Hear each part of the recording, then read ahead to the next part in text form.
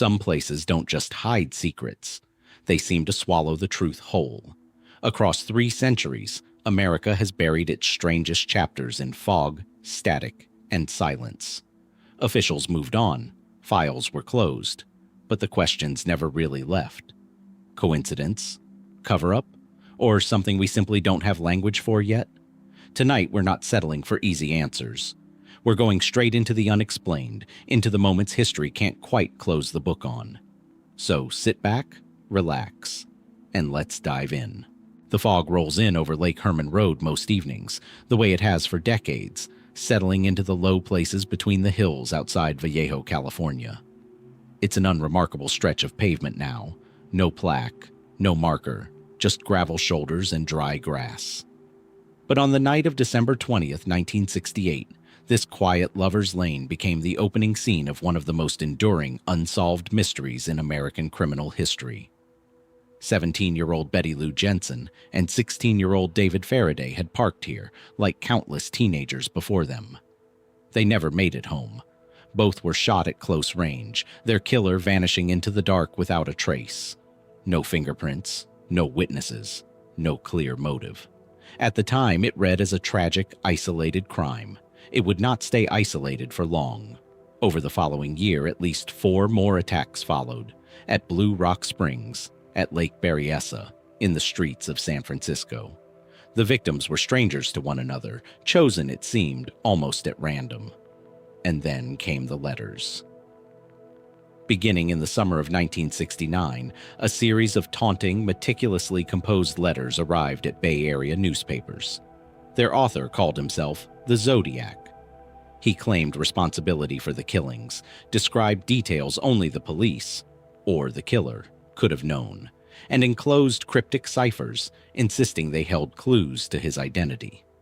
One of these codes, a 340-character cipher, would not be solved for 51 years, finally cracked in 2020 by a team of amateur codebreakers working independently of law enforcement. What it revealed was chilling in its ordinariness. A boast, not a confession. The killer's name remained absent. This is where the documented history begins to blur into something murkier. Investigators pursued hundreds of suspects over the decades. One name surfaces again and again in public discussion. Arthur Lee Allen, a former teacher with a troubling personal history and connections to some of the crime scenes. He was investigated extensively, his home searched, his handwriting analyzed. He was never charged. DNA evidence, where it existed at all, proved inconclusive or was too degraded by time and handling to offer certainty. Was he the man behind the hood and crosshair symbol the killer used to sign his letters? Or was he simply the suspect the case seemed to need? Other theories drift further from the center. Some researchers have proposed that the Zodiac wasn't one man but 2, working in coordination. An explanation offered to account for inconsistencies in eyewitness descriptions across different attacks. Others have suggested the killer had a background in cryptography or military code work, pointing to the sophistication of his ciphers. A few armchair investigators have connected the case to other unsolved murders across California and even other states, though law enforcement has never confirmed these links. None of these theories has produced the one thing that would end the debate: a name, backed by evidence, that could withstand scrutiny. What remains is a case file thick with partial answers.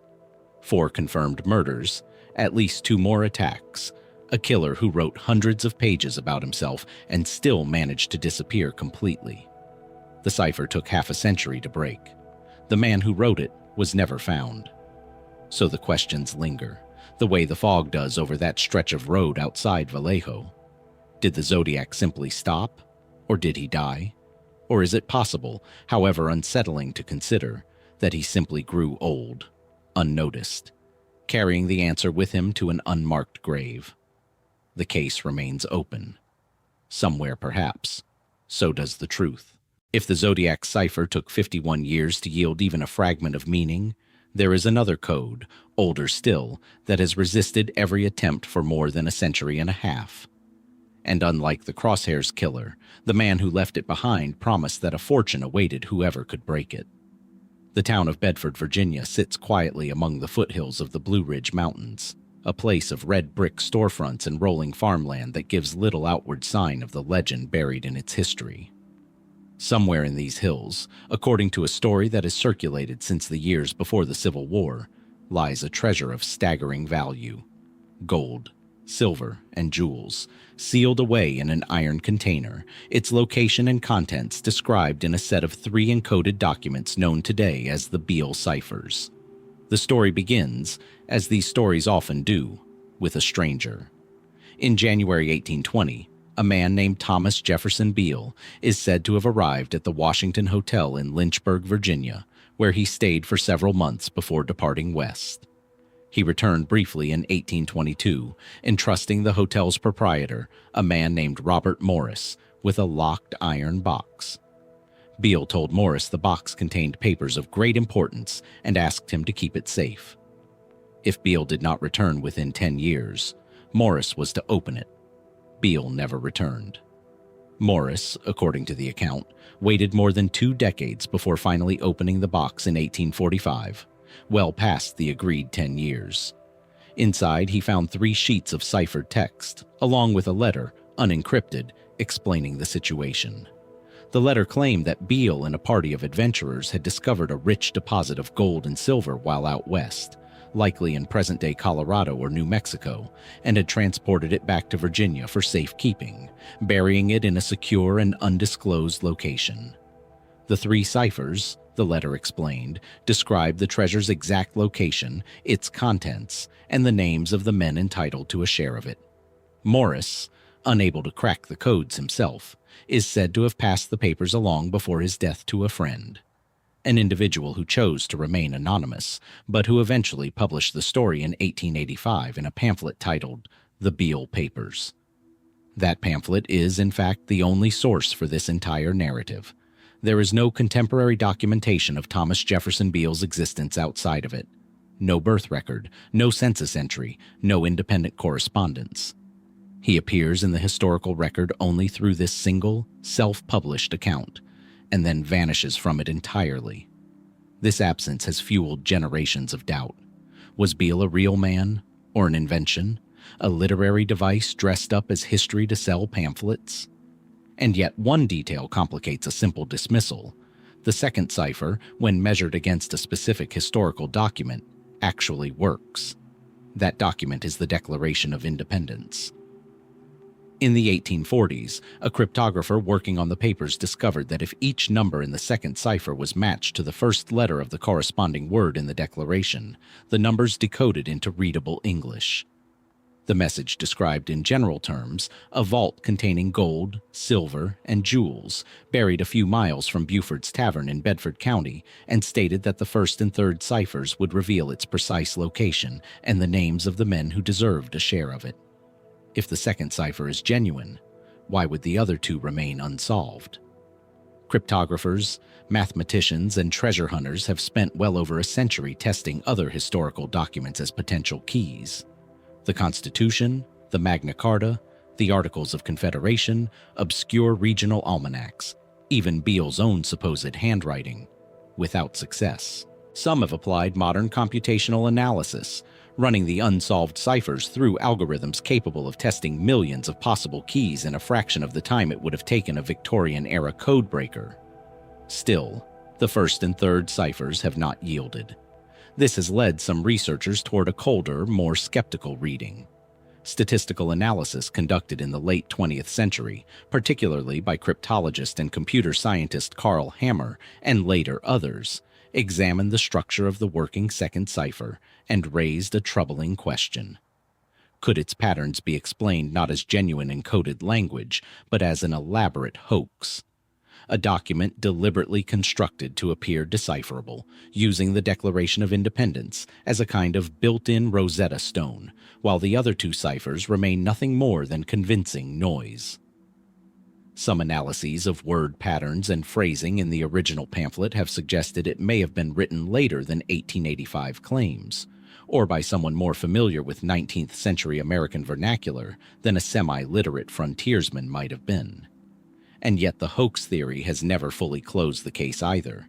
If it was fabricated purely to sell pamphlets, why go to the trouble of constructing a genuinely functional cipher using a real historical document, rather than simply presenting all three as unsolvable from the outset? Why has no author ever come forward in over a century to claim credit or profit from the deception? Treasure hunters have dug across Bedford County for generations, some with permits, some without, drawn by the possibility, however faint, that somewhere beneath these quiet hills sits an iron box exactly where a stranger once said it would be. No treasure has ever been found. No conclusive proof of forgery has ever been produced either. What remains is a single working cipher, a story with no verifiable source, and two documents that have outlasted every codebreaker who has attempted them. Perhaps the truth was buried by a man history simply forgot to record. Or perhaps the real treasure was never gold at all, but the question itself, one that continues, more than 150 years later, to send people out into these hills with shovels, still searching for an answer that may not exist. Not every mystery leaves behind a physical trace to search for. Some leave behind only rumor, a story so strange that even the U.S. Navy has spent decades insisting it never happened, and yet the story refuses to disappear. The Philadelphia Naval Shipyard in the autumn of 1943 was a place of urgent wartime industry.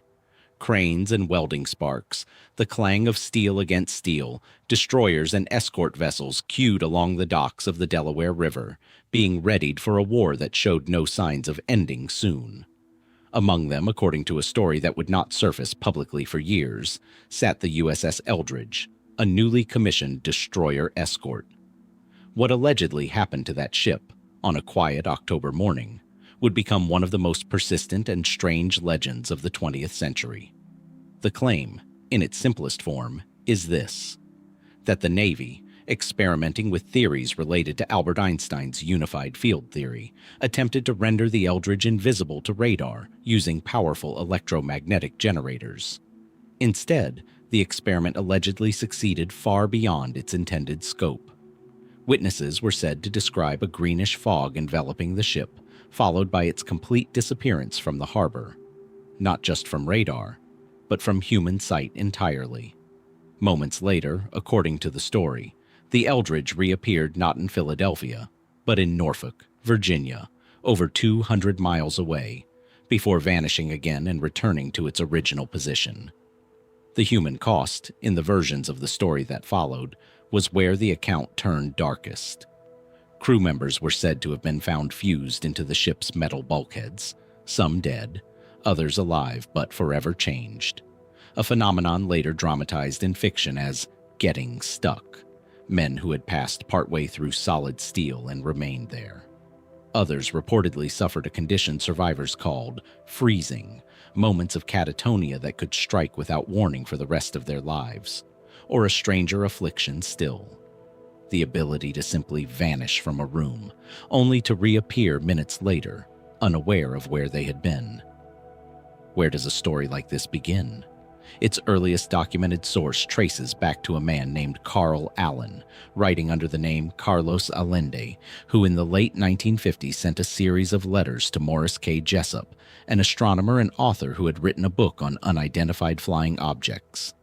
Allende claimed to have witnessed the experiment firsthand from aboard a nearby merchant vessel, the SS Andrew Furuseth, and described the Eldridge's disappearance and its aftermath in vivid, unsettling detail. Jessup, intrigued despite his skepticism, tried to corroborate the story, and largely failed. Allende's own account shifted over time, and years later he admitted to fabricating significant portions of it, though he never fully retracted the core claim, leaving investigators with a source that was neither a confirmed hoax nor a confirmed witness. The story might have ended there, a curiosity confined to UFO research circles, if not for one more strange thread. In 1959, Morris Jessup died by suicide. This tragedy alone would likely have ended any connection to the story, were it not for what happened 3 years earlier, in 1956. The Office of Naval Research had received a copy of Jessup's book, annotated in the margins by 3 different handwritings, apparently by individuals claiming insider knowledge of the events described. The ONR, intrigued enough to investigate, had a small number of copies printed and distributed, a decision that, whether intended or not, lent an unmistakable air of institutional legitimacy to a story with no verified evidence behind it. The Navy's official position has remained consistent and unambiguous. No such experiment ever took place. Their records show the USS Eldridge was, at the time in question, not even in Philadelphia. It was undergoing sea trials elsewhere, with a documented conventional service history that continued long after 1943. Skeptics point out that radar invisibility experiments and degaussing procedures, real wartime techniques used to protect ships from magnetic mines by neutralizing their magnetic signature, were indeed conducted at Philadelphia during this period, and may have formed the kernel of truth around which the more fantastical elements of the story grew. Degaussing, after all, does involve generators, coils, and electromagnetic fields wrapped around a ship's hull. To a distant observer, or to someone predisposed toward extraordinary explanations, could a mundane demagnetizing procedure have been transformed, through rumor and retelling, into teleportation and invisibility? And yet the story has never fully faded, resurfacing in books, documentaries, and film across more than 7 decades. Some researchers have connected it to broader claims about secret government research into unified field theory, a line of physics Einstein himself pursued for decades without success, abandoning it before his death in 1955, the same theory the experiment supposedly weaponized. Others have suggested the entire narrative was a piece of deliberate disinformation, seeded during the Cold War to obscure genuine classified research, though what that research might have been remains, like everything else here, unconfirmed. What is left, then, is a story built almost entirely from a single uncorroborated witness, a dead astronomer, an unusually curious Navy office, and a ship whose real wartime record contradicts nearly every detail of the legend attached to it. Officially, nothing happened at all. And yet the question persists, the way it always does with stories the official record cannot quite fully silence. If there is truly nothing here, why has this particular rumor outlived so many others, told and retold for more than 70 years, refusing, like the ship at its center was said to do, to simply disappear? Some legends begin with a document, a cipher, a court record. Others begin with nothing more than a pair of eyes reflecting red in the dark, and a description that 5 separate witnesses would later swear was true, despite having no reason to coordinate their stories. The town of Point Pleasant, West Virginia, sits at the confluence of the Ohio and Kanawha rivers, a small industrial community that, in November 1966, was unremarkable in almost every way except one: the abandoned McClintock Wildlife Management Area on its outskirts, a stretch of overgrown land dominated by a massive structure locals called the TNT area, a former World War II munitions plant, its concrete igloo-shaped storage bunkers left to decay among the trees, half swallowed by vegetation, laced with old tunnels and machinery no one had bothered to clear away. It was here, on the night of November 15, 1966, that 2 young couples driving through the area reported seeing something that would give this quiet corner of Appalachia a name it has never quite shaken.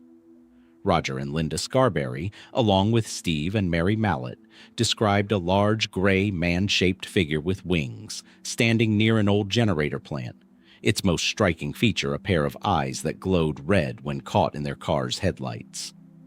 Frightened, they drove away, and reported that the creature followed them, reaching speeds of up to 100 miles per hour without visibly flapping its wings, before eventually peeling off as they reached the town limits.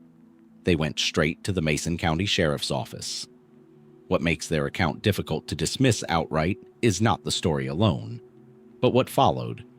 Over the next 13 months, dozens of additional witnesses across Point Pleasant and the surrounding area reported strikingly similar sightings, independent of one another, describing a creature matching the same general description: tall, winged, eyes that seemed to catch light like a nocturnal animal's, though far larger than any owl or bird native to the region. The press, searching for a name, borrowed one from a Batman comic villain of the era and began calling the creature Mothman. The name stuck, and with it came both wider public attention and a wave of skepticism. Was this simply mass hysteria, a shared cultural moment amplified by local newspapers eager for a story? Human perception under fear and darkness is notoriously unreliable, and the human mind is skilled at pattern-matching ambiguous shapes into something coherent, especially at night, especially when primed by a story already circulating through a small community. The most commonly proposed mundane explanation points to the barred owl, a large species native to the region, capable of standing nearly 2 feet tall with a wingspan approaching 4 feet. Under headlights, an owl's eyes can produce a startling reflective glow, and a startled owl taking flight might, in poor visibility and a moment of fear, be misidentified as something far stranger than it actually is. Wildlife biologists have noted that barred owls were not commonly documented this far south in West Virginia at the time, though not entirely absent either, leaving the explanation plausible but not definitive. Others have suggested a sandhill crane, a large, unusual-looking bird occasionally seen outside its typical migratory range, though its physical characteristics fit the witness descriptions considerably less well. If the explanation were purely biological, the story might have ended quietly, filed away as a peculiar case of misidentification. But the sightings did not exist in isolation. Point Pleasant in 1966 and 1967 became, by multiple independent accounts, a place of unusual activity. Residents reported strange lights in the sky, encounters with men in dark suits who arrived asking unsettling questions before disappearing entirely, and a general sense, recorded in local reporting at the time, that something was deeply wrong in the area. Author John Keel, who spent extensive time in Point Pleasant during this period interviewing witnesses, would later compile these accounts into a framework connecting the creature not to biology at all, but to something else. A phenomenon he described as tied to the paranormal, to premonition, to entities that might not belong to conventional physical reality in any way science could measure. And then, on December 15th, 1967, the Silver Bridge connecting Point Pleasant to Ohio collapsed during rush-hour traffic, killing 46 people.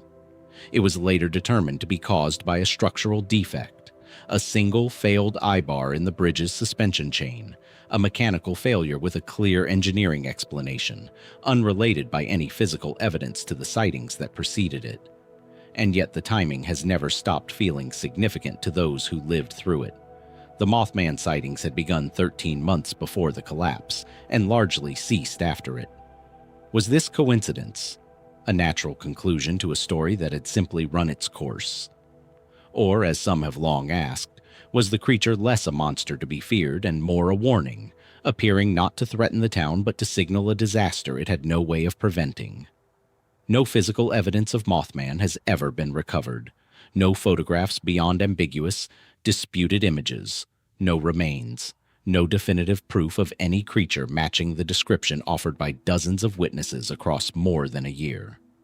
What remains is a pattern, consistent testimony, a documented tragedy, and a question that Point Pleasant has never fully answered, even as it now embraces the legend with a museum and an annual festival in the creature's name. Was Mothman a bird misjudged in the dark? A shared delusion born from genuine fear?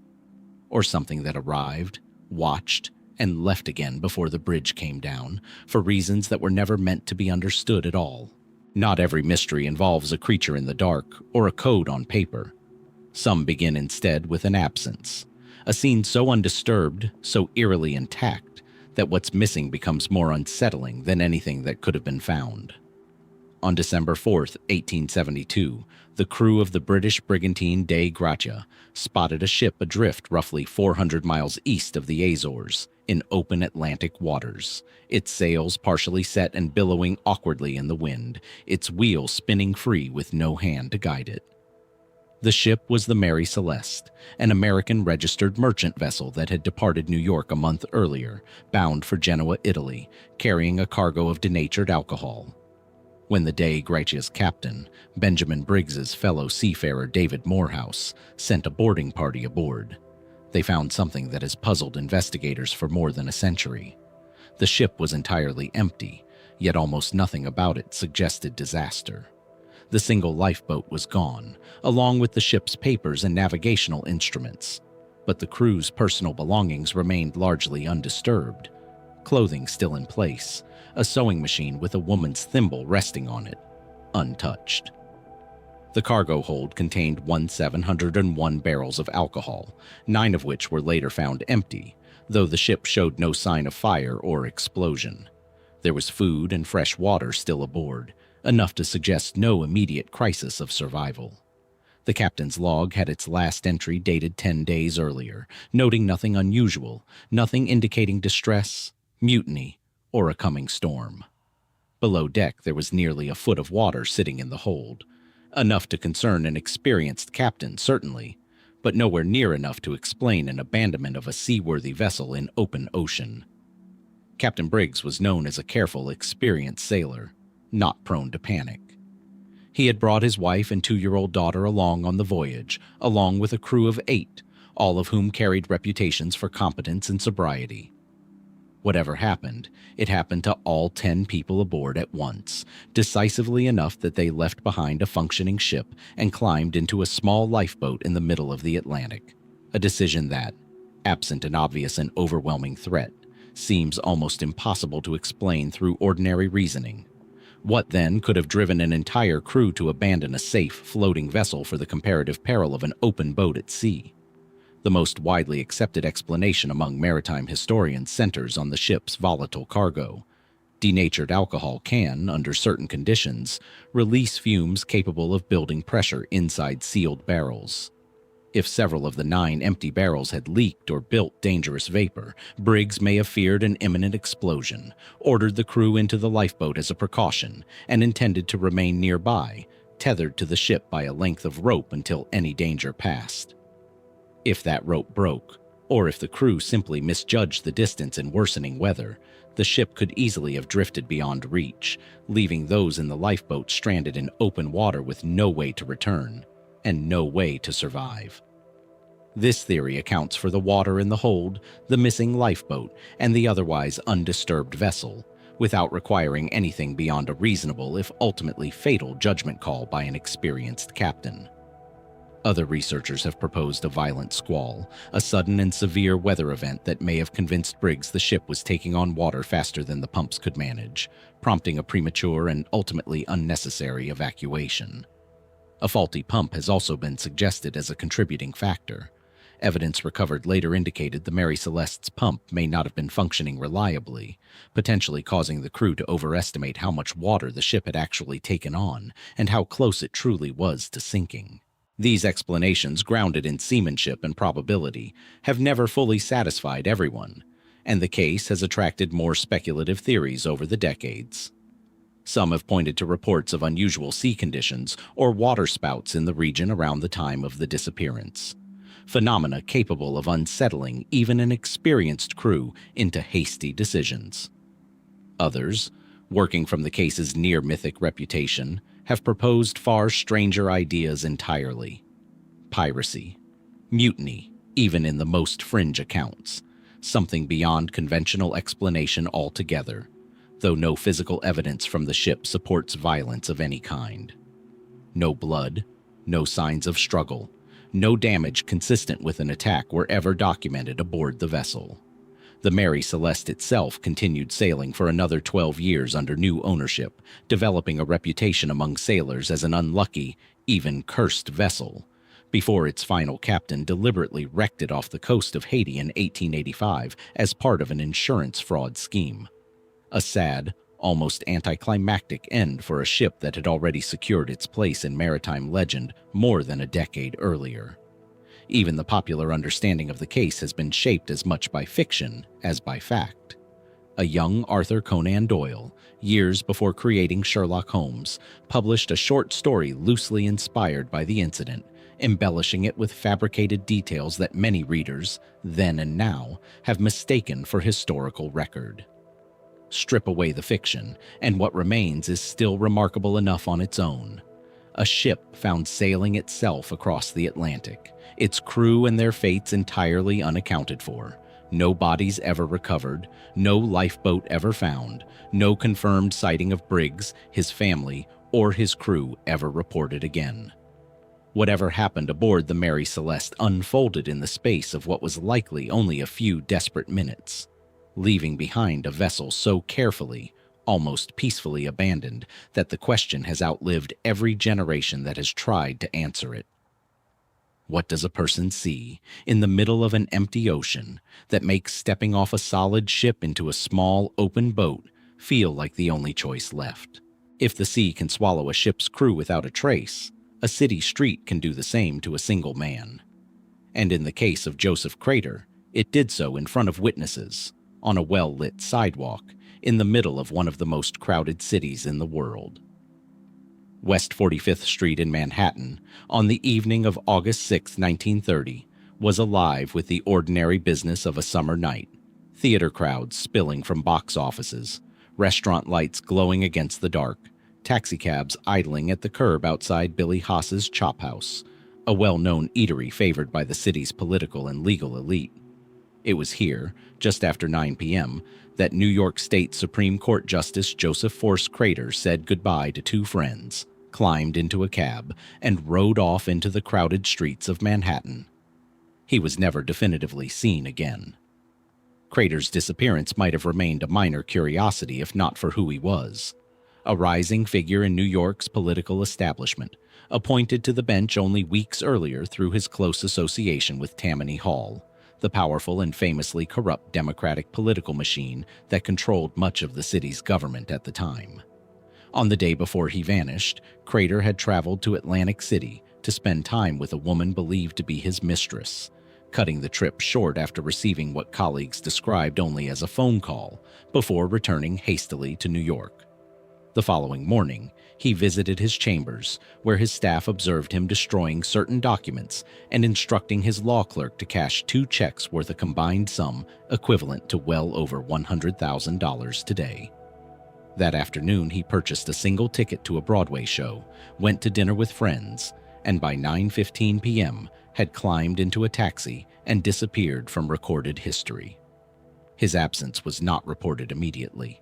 His wife, Stella, waited nearly a month before contacting authorities, initially believing her husband's absence was connected to political business he preferred to keep private. Not an unreasonable assumption, given the world he moved in. When the story finally broke publicly at the end of August, it ignited a media sensation that would grip the nation for years, giving rise to the enduring phrase, "pulling a crater," used for decades afterward to describe someone who vanishes without explanation. The investigation that followed uncovered a man whose private affairs were considerably more complicated than his public reputation suggested. Crater's judicial appointment itself had drawn scrutiny, with persistent rumors that the position had effectively been purchased through a payment to Tammany Hall figures, a transaction that, if true, would have made Crater deeply vulnerable to exposure just as reform-minded prosecutors were beginning to investigate corruption within the city's court system. Some researchers have proposed that Crater, sensing the scrutiny closing in, staged his own disappearance and fled to build a new life elsewhere under a different identity, taking the cashed funds with him as a means of survival. It is a theory that accounts for the destroyed documents and the withdrawn money, though it struggles to explain why a man planning a comfortable disappearance would leave behind a wife, an established career, and virtually every asset he owned, without ever making contact with anyone from his previous life again, not even decades later when any legal jeopardy would have long since faded. A darker possibility has persisted just as long, that Crater, entangled in the corruption investigations beginning to unsettle Tammany Hall, was murdered to prevent him from testifying or otherwise cooperating with authorities. This theory gained unexpected weight in 2005, when the granddaughter of a New York police officer released a letter written by her grandmother and discovered only after her own death, claiming that Crater had been killed and buried beneath the boardwalk at Coney Island, in a location that was, by the time of the letter's discovery, beneath the foundations of the New York Aquarium, making any physical verification impossible. The letter named several individuals allegedly involved, including a police officer and a figure connected to organized crime. though none of the claims could be independently confirmed, and the letter itself surfaced too many decades after the fact to serve as definitive proof of anything.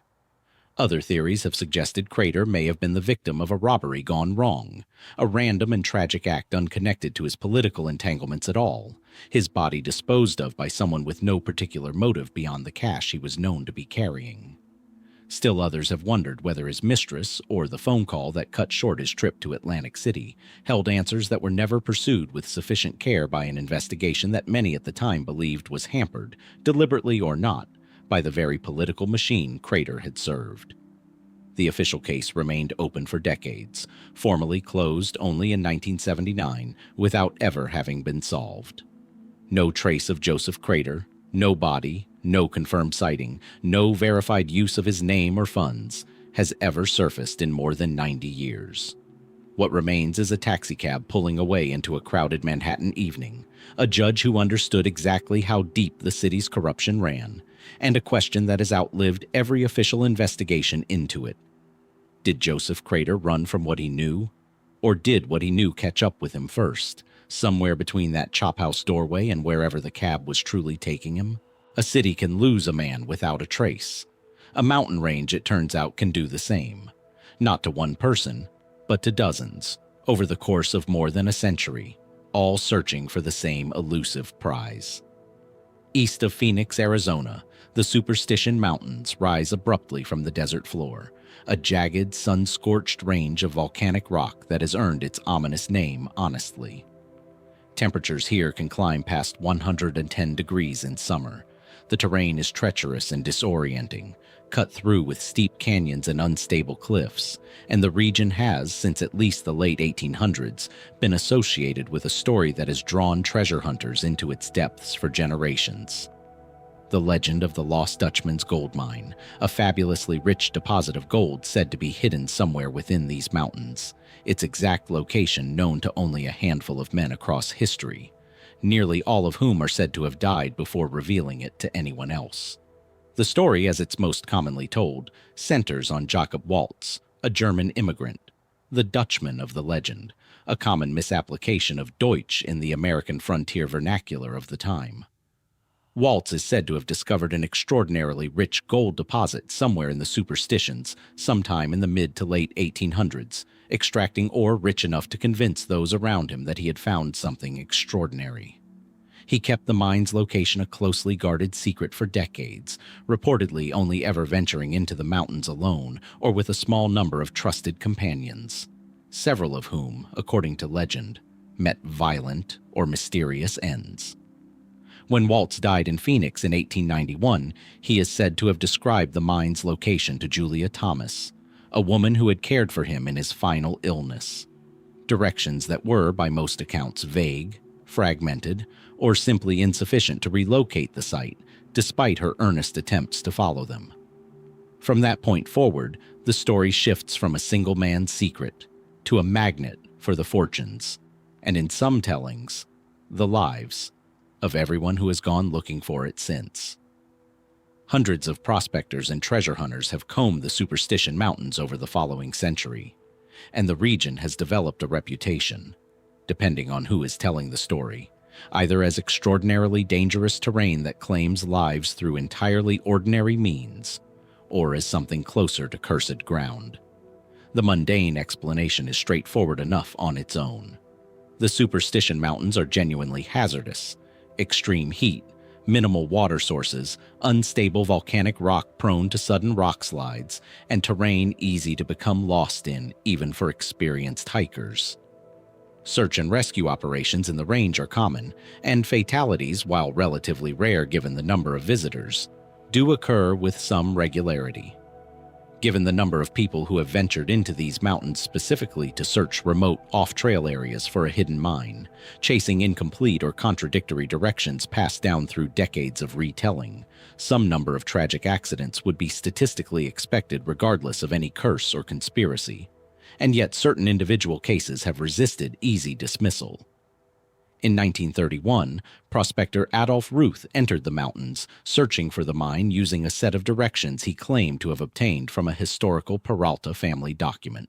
The Peraltas being a Mexican family said, in an older layer of the legend, to have worked a rich mine in the area before Waltz, before being largely wiped out in an Apache attack while transporting their gold.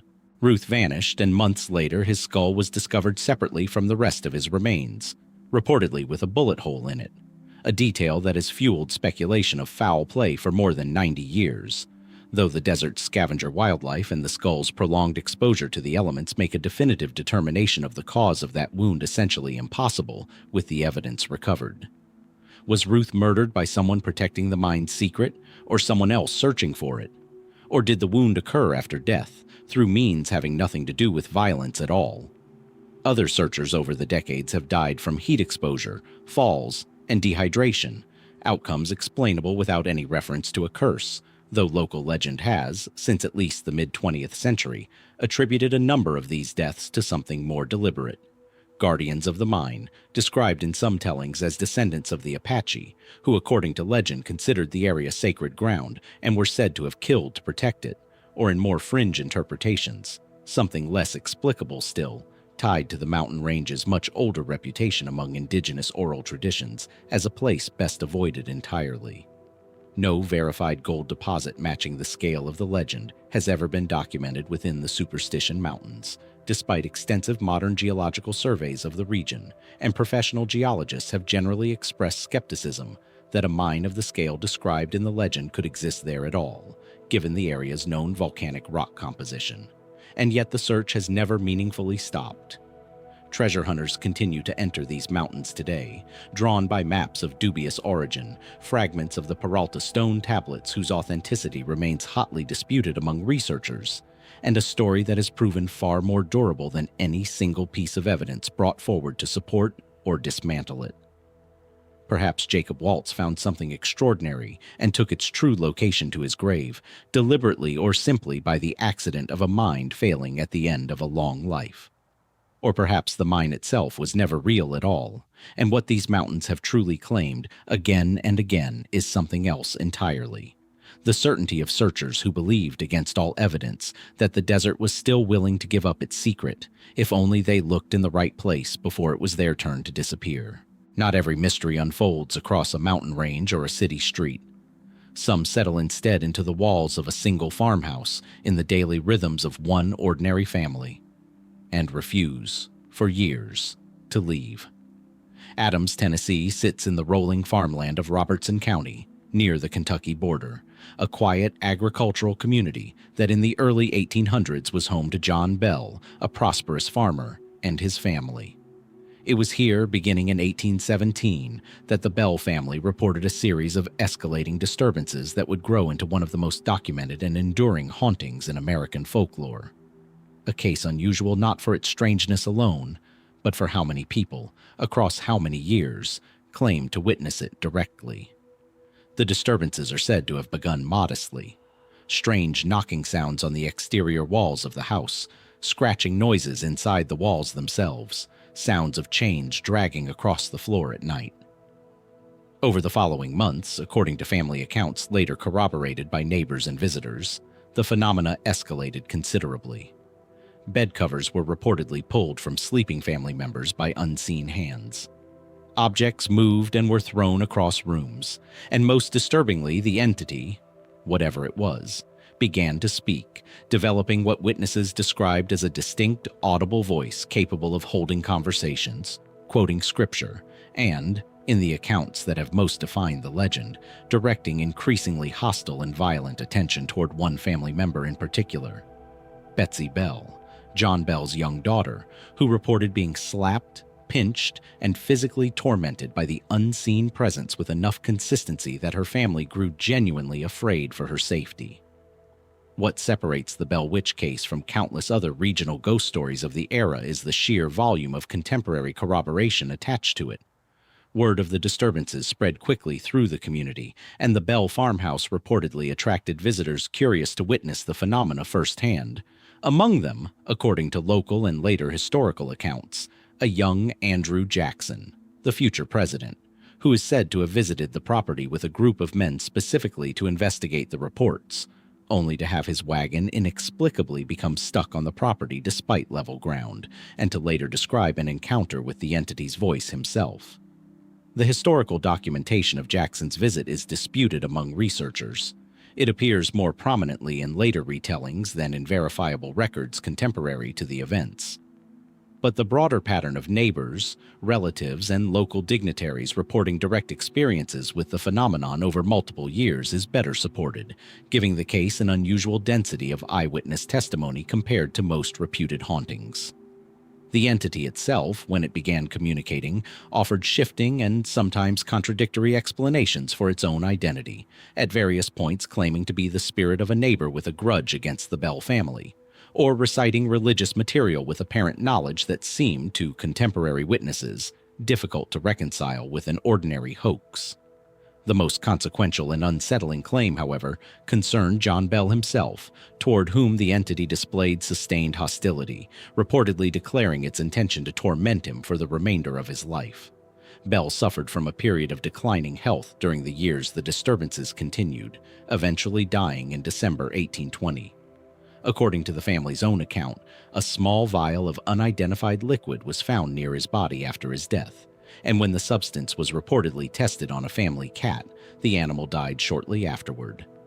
The entity, according to the accounts recorded by the family, took credit for the poisoning. What should a documented death, tied so directly to an alleged supernatural claim of responsibility, be measured against? The most straightforward skeptical explanation treats the entire episode as an elaborate hoax, likely perpetrated by family members themselves, potentially including Betsy Bell, whose reported torment could plausibly have masked her own involvement in producing at least some of the phenomena, whether through psychological distress, family tension, or deliberate fabrication that escalated beyond what anyone initially intended. John Bell's death could be explained through entirely natural means.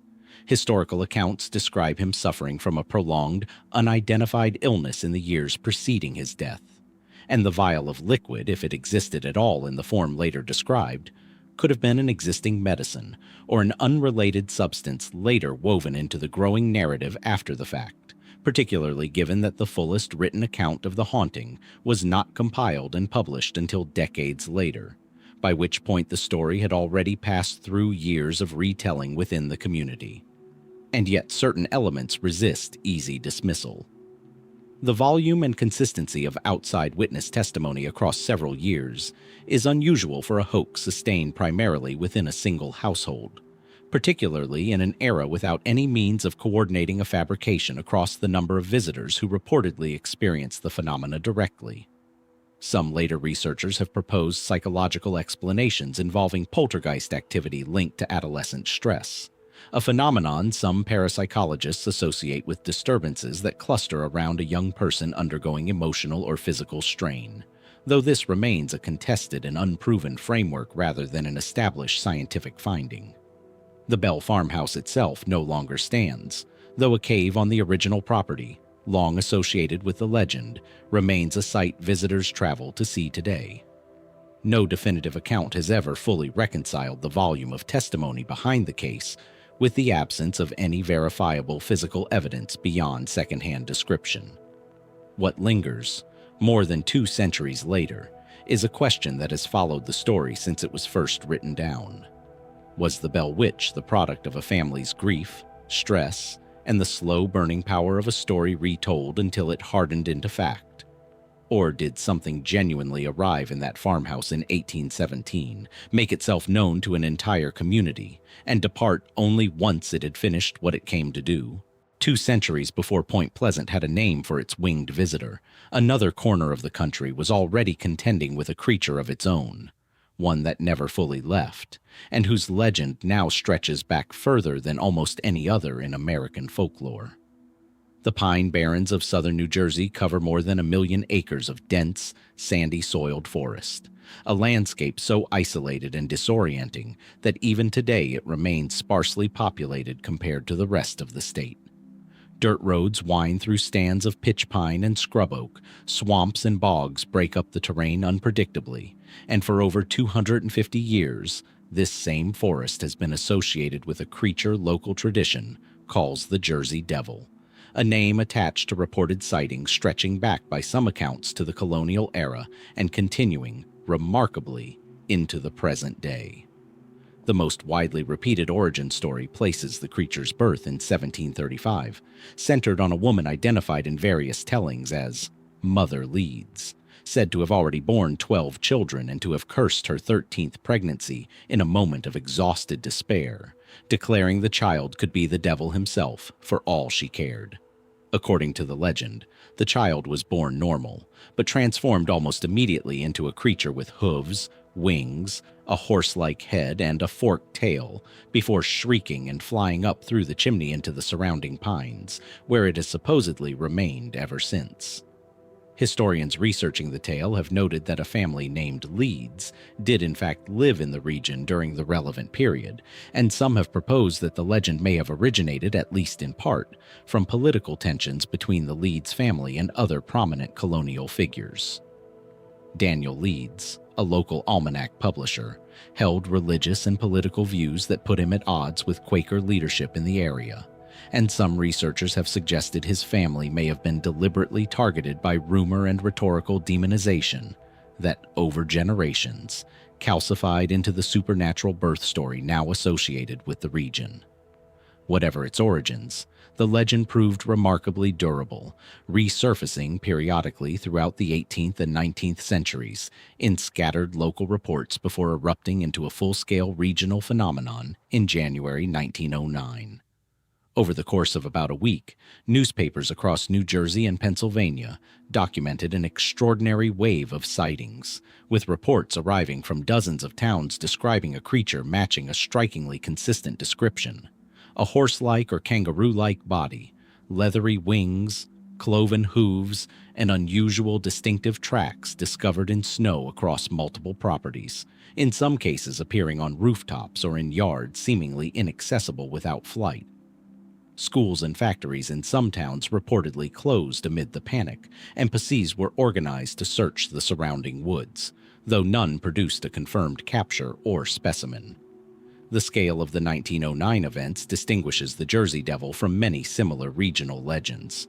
This was not an isolated account from one or two witnesses, but a documented multi-town phenomenon covered extensively by contemporary press, even if the coverage of the era was, by modern journalistic standards, prone to exaggeration and sensationalism in pursuit of newspaper sales. What explains a wave of sightings spread across so many separate towns in such a short window of time? The most grounded explanation points to misidentified wildlife, particularly the sandhill crane, a large, unusual-looking bird with a wingspan approaching 6 feet, not native to the immediate area but known to occasionally wander well outside its typical range, capable of producing an eerie, distinctive call and a silhouette that, glimpsed briefly at dusk or in poor visibility, could plausibly be transformed by imagination and prior expectation into something far stranger.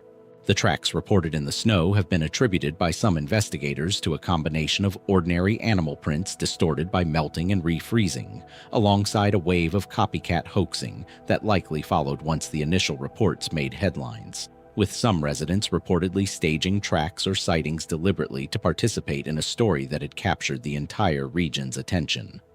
Skeptics have also pointed to a documented hoax connected to the 1909 panic specifically.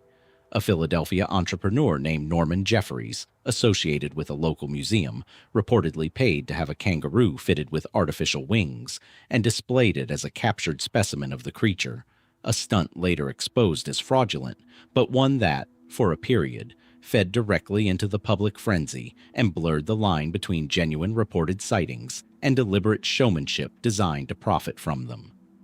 And yet reports have never fully stopped.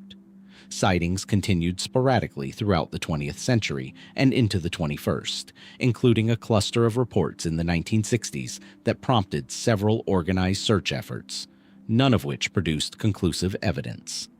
Some researchers, working within a more speculative framework, have proposed that the Jersey Devil represents not a singular cursed birth, but a surviving, undocumented species, native to the Pine Barrens' famously isolated and difficult terrain. An explanation that, while lacking any physical specimen to support it, at least accounts for why an area this large and this sparsely traveled might plausibly conceal something unknown to formal wildlife surveys for centuries. No bones, no captured specimen, and no photographic evidence beyond images widely regarded as staged or misidentified have ever definitively resolved the question. What remains, after nearly 3 centuries, is a name now embedded so deeply into New Jersey's identity that it belongs to a professional hockey team, alongside a forest still large enough, still tangled enough, to make the question feel less like folklore and more like an invitation. Has anyone ever truly searched all of it, or does the Pine Barrens simply have more room to keep it secret than any search party has ever had time to cover? Long before Point Pleasant or the Pine Barrens had names at all, before the United States existed as anything more than a scattering of European ambitions along an unfamiliar coastline, one of this continent's oldest unsolved mysteries was already taking shape. On a small island off the coast of what is now North Carolina. Roanoke Island sits in the sound waters between the Outer Banks and the North Carolina mainland, a low, marshy stretch of land that in 1587 became the site of England's second attempt at a permanent settlement in the New World. Under the sponsorship of Sir Walter Raleigh, a group of roughly 115 men, women, and children arrived that July, led by Governor John White, intending to establish a lasting colony. Within weeks, White's own daughter, Eleanor Dare, gave birth to a girl named Virginia Dare, the first English child born in the Americas, a detail that would later add a particular poignancy to everything that followed. Facing dwindling supplies and growing tension with local indigenous groups, the colonists convinced White to sail back to England for reinforcements, promising to leave a sign if they were forced to relocate before his return. White intended to come back within months. Instead, war broke out between England and Spain, and Queen Elizabeth ordered every available ship into naval service against the Spanish Armada, leaving White stranded in England for 3 years. When he finally managed to return to Roanoke in August 1590, he found not a struggling settlement, but nothing at all. The colony had vanished. The buildings had been carefully dismantled rather than destroyed, suggesting a planned departure rather than a sudden catastrophe. And the palisade the colonists had built showed no signs of battle or forced entry. The only clues left behind were 2 carved words, Croatoan, on a post at the fort's entrance, and the letters KRO carved into a nearby tree. Before leaving, White had instructed the colonists that if they relocated under duress, they should carve a cross above any such message. No cross was found. Whatever had happened, it seemed, at least on the surface, to have unfolded without violence, and with clear intention. White never got the chance to follow the clue. A storm damaged his ship's anchors before he could sail the 50 miles to Croatoan Island, and with his crew unwilling to risk further delay, he was forced to abandon the search and return to England, never to see the colony or his own family again. What became known as the Lost Colony has remained unresolved for over 4 centuries, one of the oldest cold cases in the historical record of the Americas. Croatoan itself points toward the most widely accepted explanation among historians, that the colonists, facing starvation and increasingly precarious relations with nearby tribes, relocated to Croatoan Island, present-day Hatteras Island, home to the Croatoan people, with whom White's colonists had maintained a notably friendlier relationship than with other regional groups. If the English settlers integrated into the Croatoan community, whether by choice or necessity, the absence of any trace at Roanoke and the deliberate, unhurried nature of the departure would both make considerable sense. Supporting this theory, English explorers and later settlers in the region throughout the 17th century recorded intriguing, if inconclusive, encounters with indigenous groups exhibiting features unusual for the population: gray eyes, and, in some accounts, claims of European ancestry passed down through oral tradition, along with reports of some communities possessing certain European-style tools or building techniques inconsistent with earlier regional practices. Not every researcher accepts this explanation as complete. Some have proposed that rather than remaining together, the colonists split into smaller groups and dispersed further inland, integrating separately into multiple different indigenous communities across the region. a theory partly supported by later English accounts describing scattered secondhand reports of fair-skinned individuals living among tribes considerably further from Roanoke than Croatoan Island itself. A 2012 discovery added a further layer to the puzzle. Conservators studying an old map drawn by John White himself found a hidden, patched-over symbol on the document, concealed beneath a paper patch, marking a location roughly 50 miles inland at the confluence of two rivers. A site some archaeologists have proposed as a possible secondary settlement location, potentially indicating a planned relocation site distinct from Croatoan entirely, though subsequent excavations at the location have produced artifacts of disputed date and origin, insufficient so far to resolve the question definitively. Far more speculative theories have circulated over the centuries as well.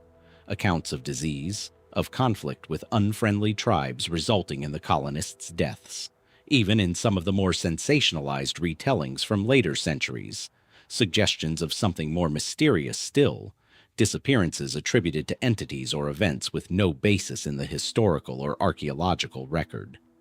None of these have produced supporting evidence remotely comparable to the Croatoan theory, though the absence of any confirmed mass grave, battlefield, or definitive settlement site has left the door open, if only barely, for alternative explanations to persist.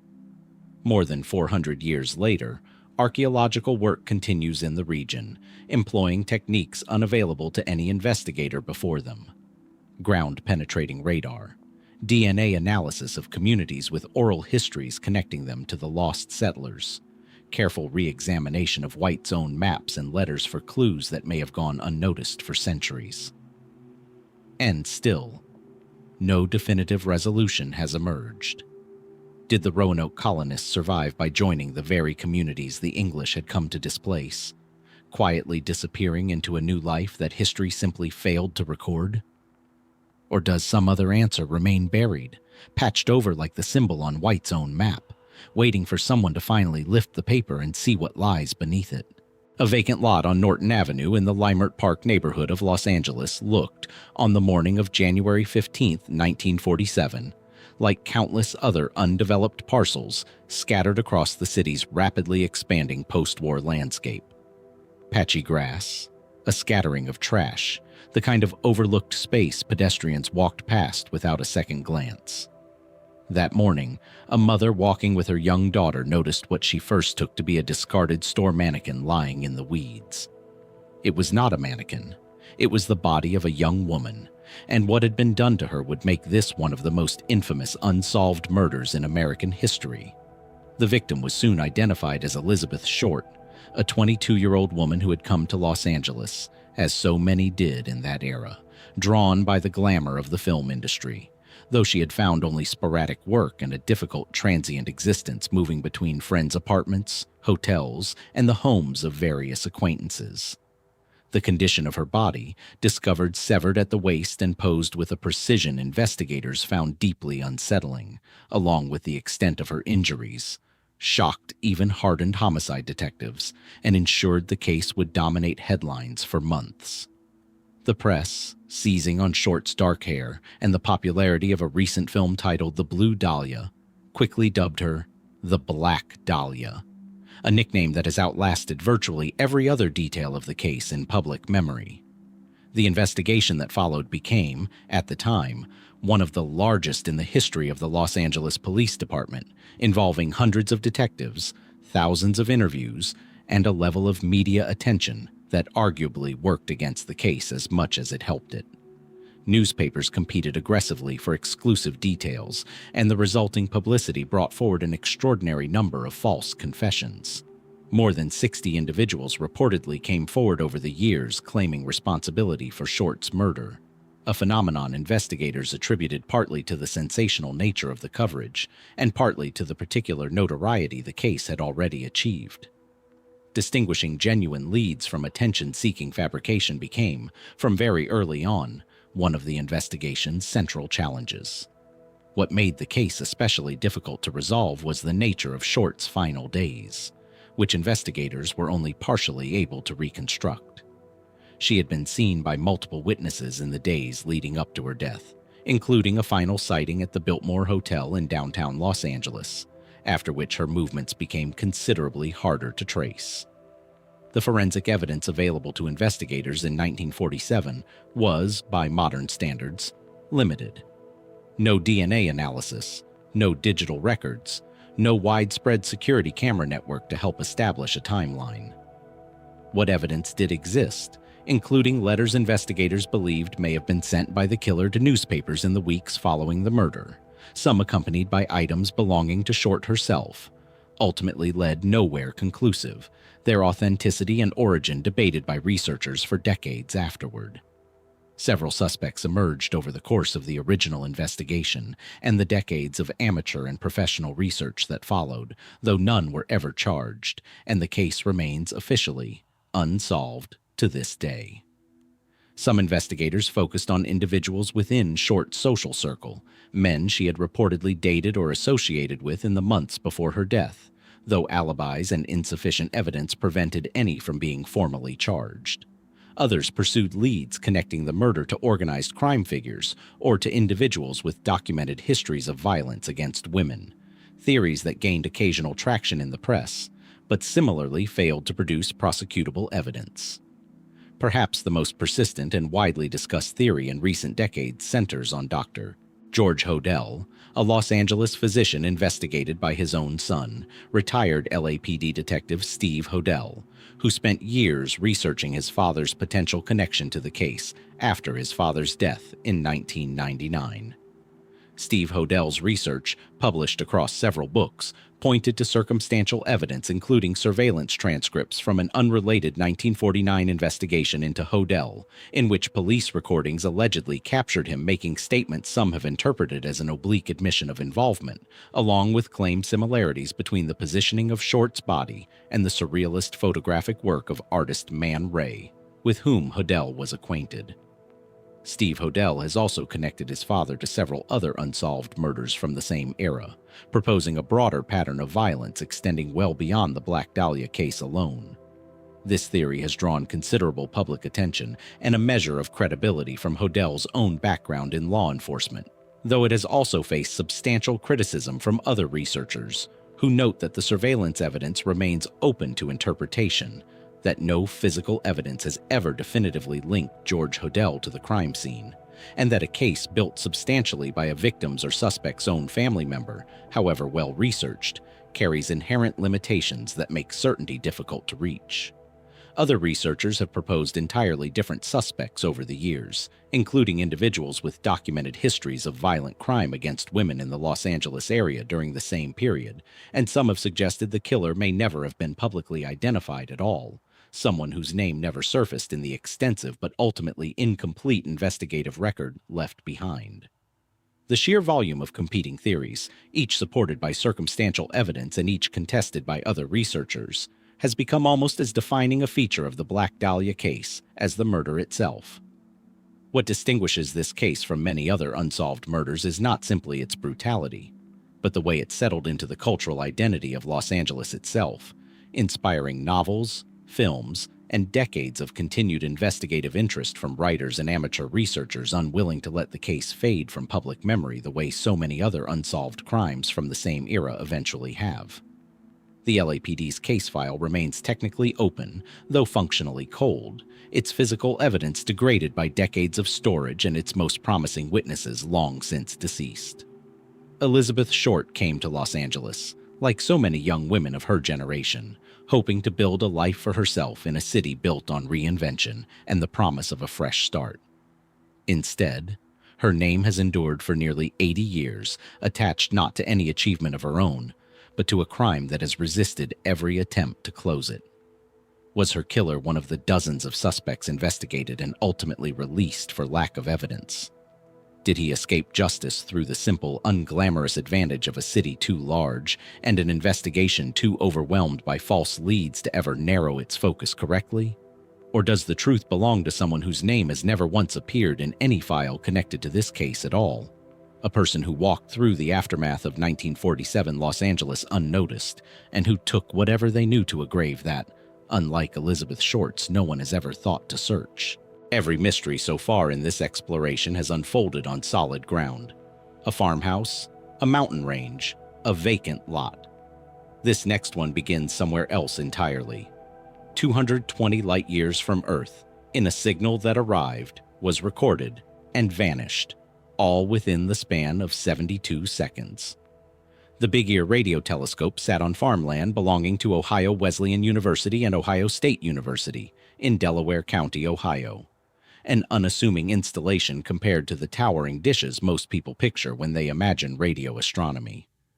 Big Ear used a fixed flat field design instead, a massive stationary reflector that relied on Earth's own rotation to sweep its view slowly across different portions of the sky, recording data continuously as part of a long-running project searching for signals that might indicate intelligent life elsewhere in the universe. On the night of August 15, 1977, the telescope was doing exactly what it had done countless nights before, scanning a portion of sky near the constellation Sagittarius as part of Ohio State's SETI program, feeding its data into a computer for later review. 3 days later, astronomer Jerry Amon, reviewing the printouts by hand as researchers routinely did, noticed something that made him stop. Amid columns of numbers and letters representing signal intensity, a sequence stood out sharply from the surrounding noise. 6EQUJ5, a code representing an extraordinarily strong narrowband radio signal, far exceeding anything else recorded during the scan, rising and falling in intensity in a pattern precisely consistent with what astronomers would expect from a genuine signal originating outside our solar system, sweeping through the telescope's fixed field of view as Earth's rotation carried the instrument's detection zone across it. Struck by what he was looking at, Amon circled the sequence in red pen and wrote a single word in the margin. Wow. The signal and the name it acquired that night have remained a subject of genuine scientific fascination for nearly 5 decades. What made the signal so compelling to researchers was not simply its strength, but its characteristics. It arrived at a frequency of approximately 14 to 20 megahertz, a frequency associated with neutral hydrogen, the most abundant element in the universe. A frequency long theorized by radio astronomers, including pioneering SETI researchers, as a logical one for any intelligent civilization to use for interstellar communication, precisely because it would be a universal reference point any sufficiently advanced species observing the cosmos might independently arrive at.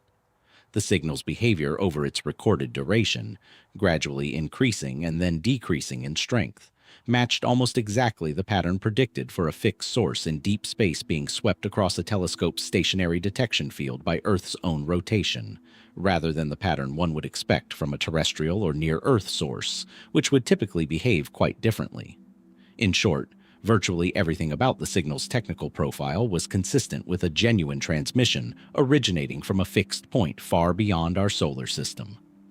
And then it stopped, and despite the fact that the region of sky the signal came from has been searched again and again over the following decades, by Amon himself using the same telescope in subsequent years, and later by other researchers using far more advanced instruments, it has never been detected again.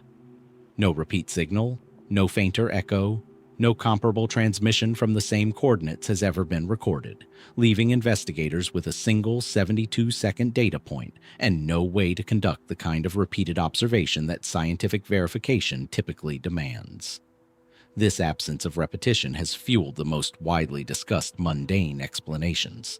Some researchers have proposed that the signal may have originated from a terrestrial source after all, despite its characteristics, potentially reflected off space debris or some other object in a way that mimicked the profile of a deep space transmission closely enough to fool the analysis. In 2017, astronomer Antonio Paris proposed a specific and much publicized alternative explanation, that the signal may have come from one or both of two comets, 266P Christensen and P2008Y2 Gibbs, neither of which had been discovered or cataloged in 1977, passing through the relevant region of sky and emitting a hydrogen cloud capable of producing a radio signal at a similar frequency. Paris conducted his own observations of the comets years later and reported detecting a comparable signal, lending his theory considerable public attention. This explanation, however, has faced substantial pushback from other astronomers, including Jerry Amon himself before his death in 2023. who noted that comets are not generally understood to produce radio emissions at the specific frequency and intensity recorded that night, and that the signal's precise characteristics, including its narrow bandwidth, remain difficult to reconcile with a cometary source under conventional astrophysical understanding. Other proposed explanations have included a passing satellite or piece of orbital debris, a possibility complicated by the fact that no known object has ever been definitively matched to the signal's timing and trajectory, and a secret or classified terrestrial transmission, a theory with essentially no supporting evidence, but one that persists in more speculative corners of the case's ongoing discussion. None of these alternative explanations has achieved the kind of scientific consensus that would allow researchers to close the file definitively, and the signal remains, in the formal language of the field, unidentified. What separates the WOW signal from the broader universe of unverified claims about extraterrestrial contact is precisely this evidentiary weight. A single strong data point, recorded on functioning equipment, by trained researchers using established scientific methodology, exhibiting characteristics remarkably consistent with what theoretical models predicted a genuine interstellar signal might look like, and yet never repeated, never confirmed, and never definitively attributed to any known natural or artificial source in the nearly 5 decades since. SETI research has continued in the intervening years with vastly more sensitive instruments than Big Ear possessed in 1977, and no comparable signal has emerged from that same patch of sky, though the search itself covers only a fraction of the sky and only a narrow slice of the electromagnetic spectrum at any given time, leaving open the mathematical possibility that similar signals could be arriving elsewhere at other frequencies, entirely undetected. Big Ear itself was demolished in 1998, its land repurposed for a golf course, the physical instrument that recorded one of the most tantalizing pieces of evidence in the search for extraterrestrial intelligence now gone entirely. What remains is a printout, a red circle, and a single handwritten word that has outlived the telescope that produced it. Was the WOW signal a message, deliberate or otherwise, from something far beyond our solar system, arriving once and never again by chance of timing and distance? Or does its explanation lie in some ordinary terrestrial cause still waiting to be correctly identified, 49 years and counting after the night it was first recorded, on a remote hilltop in Elbert County, Georgia, roughly 90 miles east of Atlanta? 6 massive slabs of granite once stood in a formation that struck visitors, depending on their disposition, as either a monument of quiet astronomical precision or something considerably more unsettling. Erected in 1980 and known as the Georgia Guidestones, this structure carried inscriptions in 8 modern languages and an inscription at its capstone in 4 ancient scripts, laying out 10 guidelines for humanity's conduct, until, in a single night in 2022, an explosion reduced much of it to rubble, adding one final unresolved chapter to a monument that had already spent 4 decades resisting easy explanation. The story begins in June 1979, when a man using the pseudonym R.C. Christian arrived at the Elberton Granite Finishing Company and commissioned the structure, insisting on anonymity and paying in full through a local bank, with instructions that his true identity never be revealed. Elbert County, sometimes called the granite capital of the world for its extensive quarrying industry, was a fitting location for the commission, and the finished monument, unveiled in March 1980, was substantial by any measure. 19 feet tall, built from 6 granite slabs weighing over 237,000 pounds combined, arranged around a central pillar with an astronomical alignment allowing it to track the sun's movement throughout the year, along with a hole in the capstone positioned to allow a beam of sunlight to mark the exact time of day. The inscriptions themselves are what transformed the structure from a regional curiosity into a magnet for speculation spanning 4 decades. Carved into the granite in English, Spanish, Swahili, Hindi, Hebrew, Arabic, Chinese, and Russian were 10 guidelines, phrased less as suggestions than as directives for maintaining what the inscriptions called an age of reason.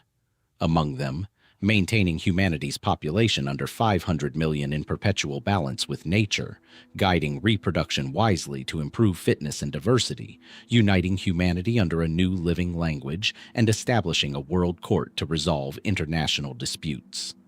Whatever R.C. Christian's actual intentions, the language of the inscriptions, particularly the population directive, read to many observers as something considerably more prescriptive than a simple call for environmental stewardship. And it was this specific language that would come to define the monument's reputation far more than its architecture or astronomical function ever did. Investigative attempts to identify R.C. Christian have never definitively succeeded.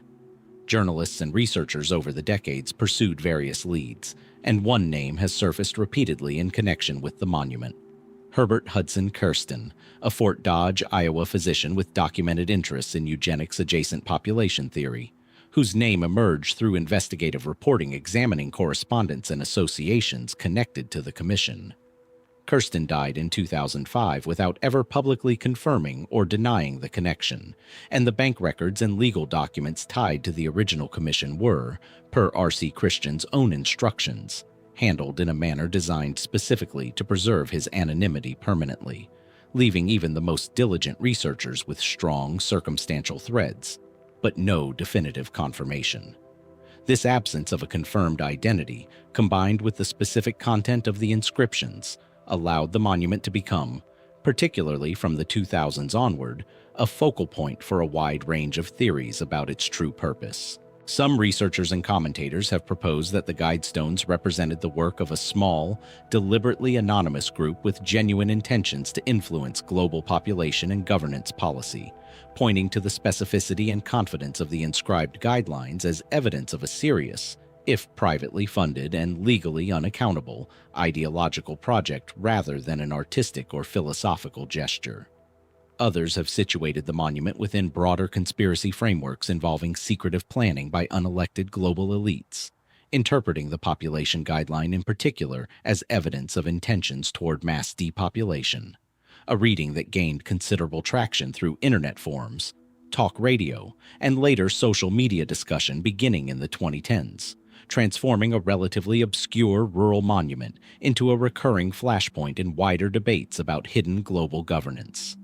Mainstream historians and most conventional analysts have offered a more measured reading, situating the Guidestones within a documented American tradition of privately funded monuments espousing utopian, humanist, or Enlightenment-influenced philosophy, not unlike other structures and time capsules built throughout the 20th century by individuals or small groups, hoping to communicate values to future generations. Under this reading, the inscriptions reflect one person's, or one small group's, genuinely held philosophical convictions about population sustainability and global cooperation, phrased in the language of a value statement rather than a literal operational plan. No more sinister in intent than any number of other privately commissioned monuments expressing personal ideology through permanent construction, even if the specific wording proved unusually provocative once broader audiences encountered it decades after installation. Whatever the true intention behind the monument, the Guidestones' fate was ultimately decided not by debate, but by explosion. In the early morning hours of July 6, 2022, a bomb detonated at the base of the structure, destroying one of the standing slabs and causing sufficient structural damage that officials made the decision to demolish the remaining stones later that same day, citing safety concerns. Security footage reportedly captured a vehicle leaving the scene shortly before the explosion, but despite an investigation involving the Georgia Bureau of Investigation and the FBI, no suspect has ever been identified or apprehended, and no individual or group has claimed credit for the attack in a manner investigators have been able to verify. The destruction, rather than resolving the mystery surrounding the Guidestones, effectively added a second unsolved layer directly on top of the first, a monument whose creator was never confirmed, destroyed by an attacker who has never been identified either. What remains today is a scattered pile of granite fragments, a still-standing base marker bearing the monument's original dedication, and a persistent question that has followed the Guidestones since long before their destruction. Was R.C. Christian simply a private citizen expressing an unusually confident philosophy through an unusually permanent medium, now silenced by an act of ideologically motivated violence targeting a monument its attacker found objectionable? Or did those 6 slabs of granite genuinely encode the intentions of a group whose identity and whose plans extended considerably further than a hillside in rural Georgia? Intentions that, whether by design or coincidence, ended the same way the monument itself did, abruptly, without explanation, and without anyone left standing to answer for it. From a granite hilltop engineered by human hands, this exploration now turns to a ridge that has needed no engineering at all to keep people watching and wondering for far longer than anyone can precisely date. Brown Mountain rises modestly from the landscape of Burke County, North Carolina, part of the Blue Ridge Range, its elevation reaching only about 2,600 feet, unremarkable in a region full of taller peaks. What has made this particular mountain a subject of sustained fascination for well over a century has nothing to do with its height, and everything to do with what observers, gathered on clear nights from surrounding overlooks along Highway 181 and the Blue Ridge Parkway, have long reported seeing drift and hover above its ridgeline. Small glowing orbs of light appearing in colors variously described as reddish, orange, blue, or white, rising from the mountain slopes, floating, sometimes splitting apart or merging together, before fading out entirely, only to reappear again minutes or hours later. Written accounts of the phenomenon extend back at least to the late 1800s, though local oral tradition, including accounts attributed to Cherokee and Catawba communities in the region, reportedly describes lights over the mountain long before European settlers arrived to record them in writing, with some traditional accounts connecting the phenomenon to a legendary battle between the two peoples. Whatever their true origin point in time, the lights entered the formal scientific record in 1913, when the United States Geological Survey conducted its first investigation into the phenomenon following a wave of public interest and press coverage. That initial investigation concluded, somewhat anticlimactically, that the lights were most likely the reflected headlights of locomotives operating in the valley below. A mundane explanation that satisfied some observers and left others deeply unconvinced. The locomotive theory suffered a significant setback the following year. In 1916, a major flood struck the region, causing extensive damage and, notably, disabling rail service throughout the area for an extended period. Reports of the lights continued during this time, according to local accounts, despite the complete absence of the very train traffic the USGS had identified as their likely source. This detail has remained one of the most frequently cited pieces of evidence among those skeptical of a simple, single-cause explanation, though it's worth noting that verified, methodical documentation from this specific period is thinner than the story's popular retelling often suggests, relying substantially on local testimony rather than the kind of rigorous, contemporaneous scientific observation the 1913 investigation had at least attempted. The USGS returned to the question in 1922, conducting a more extensive investigation that proposed a different and considerably more complex explanation. That the lights were the result of a rare atmospheric phenomenon in which ground-level light sources, including distant vehicle headlights, locomotive lights, and even fires from settlements and farms in the valley below, could under specific atmospheric conditions become refracted and displaced by layers of air with differing temperature and density, an effect not unlike a mirage, causing lights to appear to hover and move well above their true point of origin, sometimes from sources positioned dozens of miles away, and normally well below the horizon line from an observer's vantage point on the overlooks. This explanation offered a plausible mechanism for how genuinely mundane light sources might, under the right conditions, produce an effect matching many of the reported observations, particularly given the region's documented tendency toward temperature inversions and shifting atmospheric layers common in mountainous terrain. And yet the refraction theory, like the locomotive theory before it, has never fully quieted the debate, in part because eyewitness descriptions over the following century have continued to include details that some researchers argue sit uneasily with a purely atmospheric explanation. Reports of lights that appear to move independently against the wind, that pulse or change color in ways not clearly tied to any known ground-level source, or that appear on nights with atmospheric conditions investigators would not necessarily expect to produce the kind of refraction the 1922 report described. Modern researchers using more sophisticated equipment, including infrared cameras and spectral analysis tools, have conducted additional investigations in subsequent decades, with mixed and sometimes contradictory results. Some studies have identified specific atmospheric electrical activity, including bursts of ionized gas sometimes associated with fault lines or mineral-rich terrain, as a possible contributing factor, a theory loosely related to phenomena researchers elsewhere have termed earthquake lights, associated with geological stress in a region's underlying rock. Geologically, the area does sit near several fault lines running through the Appalachian Range, and some researchers have proposed that piezoelectric effects, generated by stress and friction in quartz-bearing rock formations beneath the mountain, could theoretically produce visible light under certain conditions, an explanation that, while grounded in documented physical principles observed elsewhere, has never been definitively measured or confirmed as the specific mechanism behind the Brown Mountain sightings themselves. This theory occupies an unusual middle ground in the broader discussion, neither as thoroughly dismissible as pure folklore, nor as fully substantiated as the atmospheric refraction explanation that remains the most commonly cited scientific account today.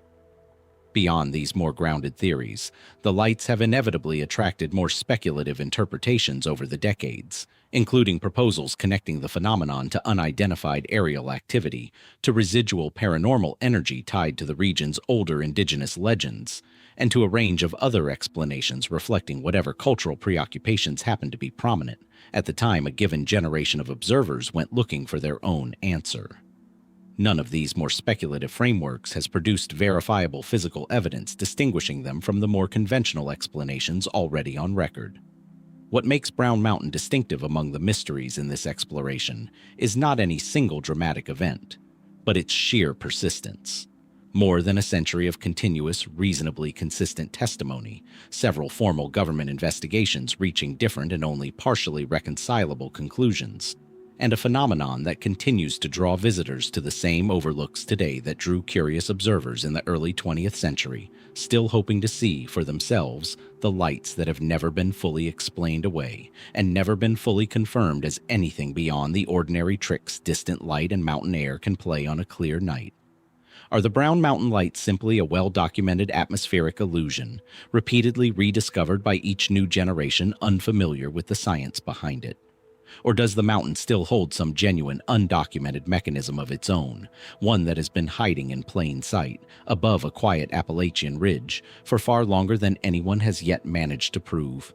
Brown Mountain offers something to see, however elusive. The next mystery in this exploration offers nothing visible at all, only a sound that a portion of the population insists they can hear, and that no instrument has ever definitively recorded. Taos, New Mexico, sits in the high desert of the state's north-central region, a small town of adobe architecture and long artistic tradition, framed by the Sangre de Cristo Mountains and the wide, open mesa stretching toward the Rio Grande Gorge. It is a quiet place by most measures, known for its arts community and its historic pueblo, one of the oldest continuously inhabited communities in the country.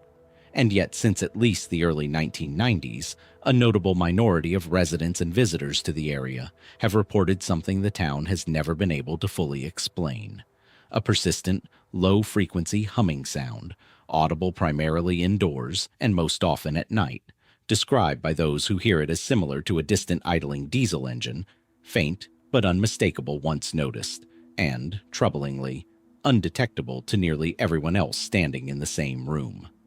The phenomenon gained public attention in 1993, when a wave of resident complaints prompted the involvement of Senator Jeff Bingaman's office, which in turn led to a formal investigation coordinated between researchers at the University of New Mexico, Los Alamos National Laboratory, and Sandia National Laboratories, alongside acoustic engineers brought in specifically to attempt to measure and characterize the sound. The investigation gathered survey responses from area residents, attempting to establish how many people could actually hear the phenomenon, and the results proved immediately puzzling in their own right. Only a small percentage of survey respondents, Roughly 2% by most tallies of the study reported hearing the hum at all, while the vast majority of people living in the exact same households, streets, and buildings reported nothing unusual whatsoever. Those who could hear it, sometimes called hearers, in subsequent research and casual discussion, often described the experience in strikingly similar terms across otherwise unconnected individuals. A persistent low throb, more perceptible indoors than outside, more noticeable at night when ambient environmental noise dropped away, and often significantly more distressing than its low volume might suggest, with numerous hearers describing genuine sleep disruption, headaches, and psychological strain from prolonged, unrelenting exposure to a sound most of the people around them could not perceive at all. The 1993 investigation, despite its resources and institutional backing, was unable to conclusively identify a single source. Acoustic monitoring equipment deployed around the town and in the homes of confirmed hearers failed to consistently register a corresponding sound wave matching what those individuals reported experiencing, a result that immediately complicated the investigation's ability to draw firm conclusions. Was the equipment simply insufficiently sensitive to capture a genuine, extremely low-frequency signal, one that might fall below or at the edge of standard measurement thresholds? Or did the absence of a measurable signal suggest something else entirely? That whatever hearers were experiencing might not originate from an external acoustic source in the environment at all, but from some other mechanism specific to the individuals reporting it. This uncertainty opened the door to a range of competing explanations that have persisted, largely unresolved, for over 3 decades. The most straightforward proposals have focused on industrial or infrastructural sources, distant machinery, natural gas pipeline operations, electrical transmission equipment, or seismic activity in the surrounding region, any of which could theoretically produce a low-frequency sound or vibration capable of traveling considerable distances and being perceived more readily indoors, where structural resonance in a building could amplify certain frequencies more than open outdoor space would. Investigators have periodically revisited these possibilities as regional infrastructure has changed over the decades, without ever conclusively tracing the Taos Hum to a specific mechanical or industrial origin point, despite the plausibility of the general mechanism.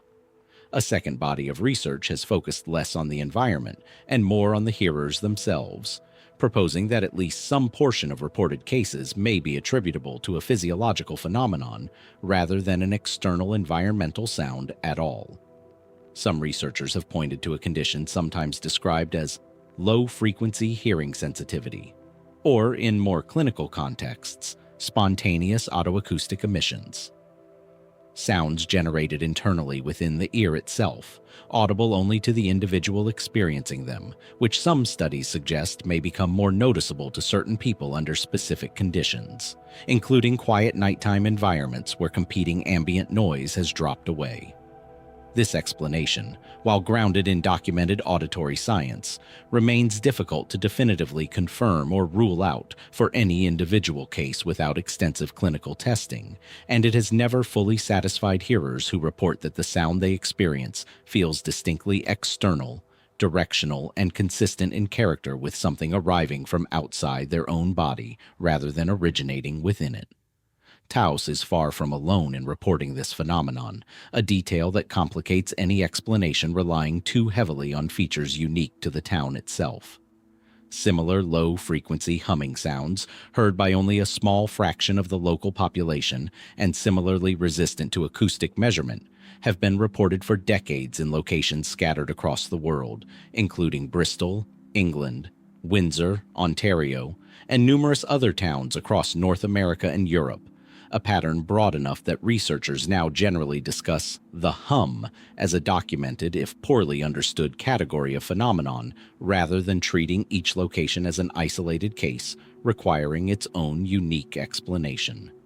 Some researchers studying this broader pattern have proposed that multiple distinct causes, environmental in some locations and physiological in others, may be responsible for what appears, on the surface, to be a single, unified mystery.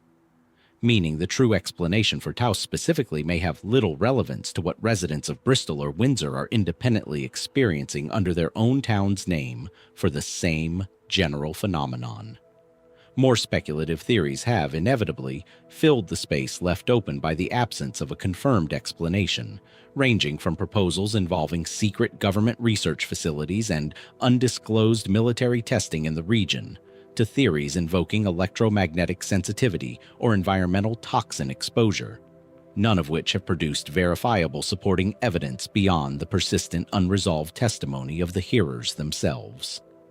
More than 30 years after the original investigation, the Taos Hum remains, in the most precise sense available, an open question rather than a solved mystery, or a dismissed one. It has never been definitively traced to a mechanical source, nor definitively confirmed as a purely internal auditory phenomenon experienced independently by unrelated individuals. What lingers, for the small percentage of the population who report hearing it, is a sound with no confirmed origin, audible most clearly in the stillness of night, in a town otherwise known for the quiet of its high desert air, leaving the question exactly where investigators left it 3 decades ago. Is Taos hiding a genuine, unmeasured sound source beneath its adobe streets and mesa silence? Or is the true mystery located somewhere else entirely, inside the small number of people who insist, against all instrumentation, that they can hear something the rest of the town simply cannot? A sound with no source, a signal that never repeated, a monument reduced to rubble by an attacker no one has identified. This exploration has spent considerable time with mysteries that leave behind questions instead of objects. This next case offers the opposite temptation entirely. The persistent, tangible possibility that somewhere beneath American soil, an actual fortune in gold and silver still sits, waiting for the right person to finally dig in the right place. In early April 1865, the Confederate States of America was collapsing with startling speed.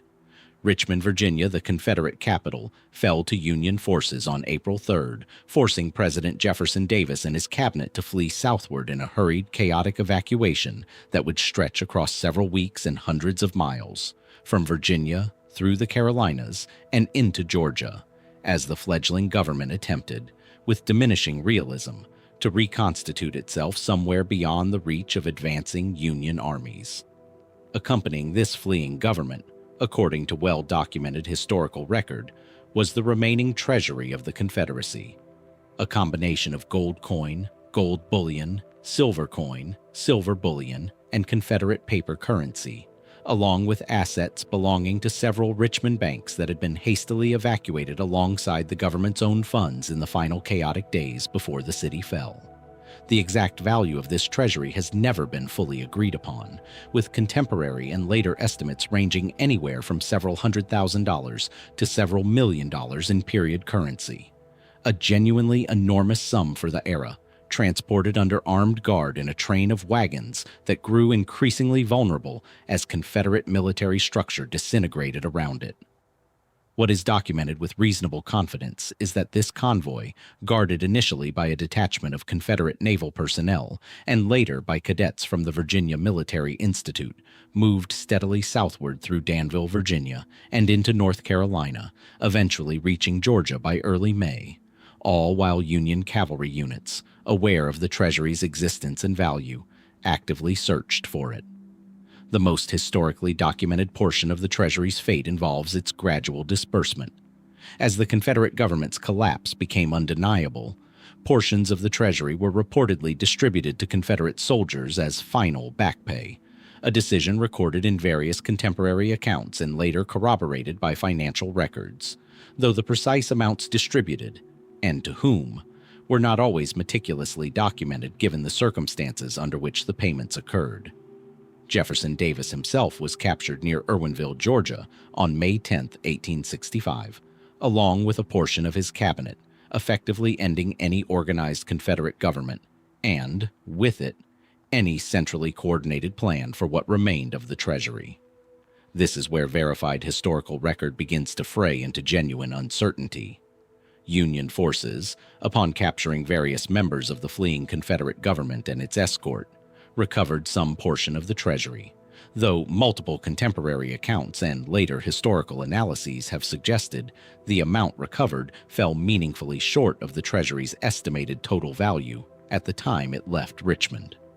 The gap between what is documented as captured or distributed and what the treasury is estimated to have originally contained has never been fully closed by historical record, creating a persistent, unresolved discrepancy that has fueled more than a century and a half of searching, speculation, and competing theories.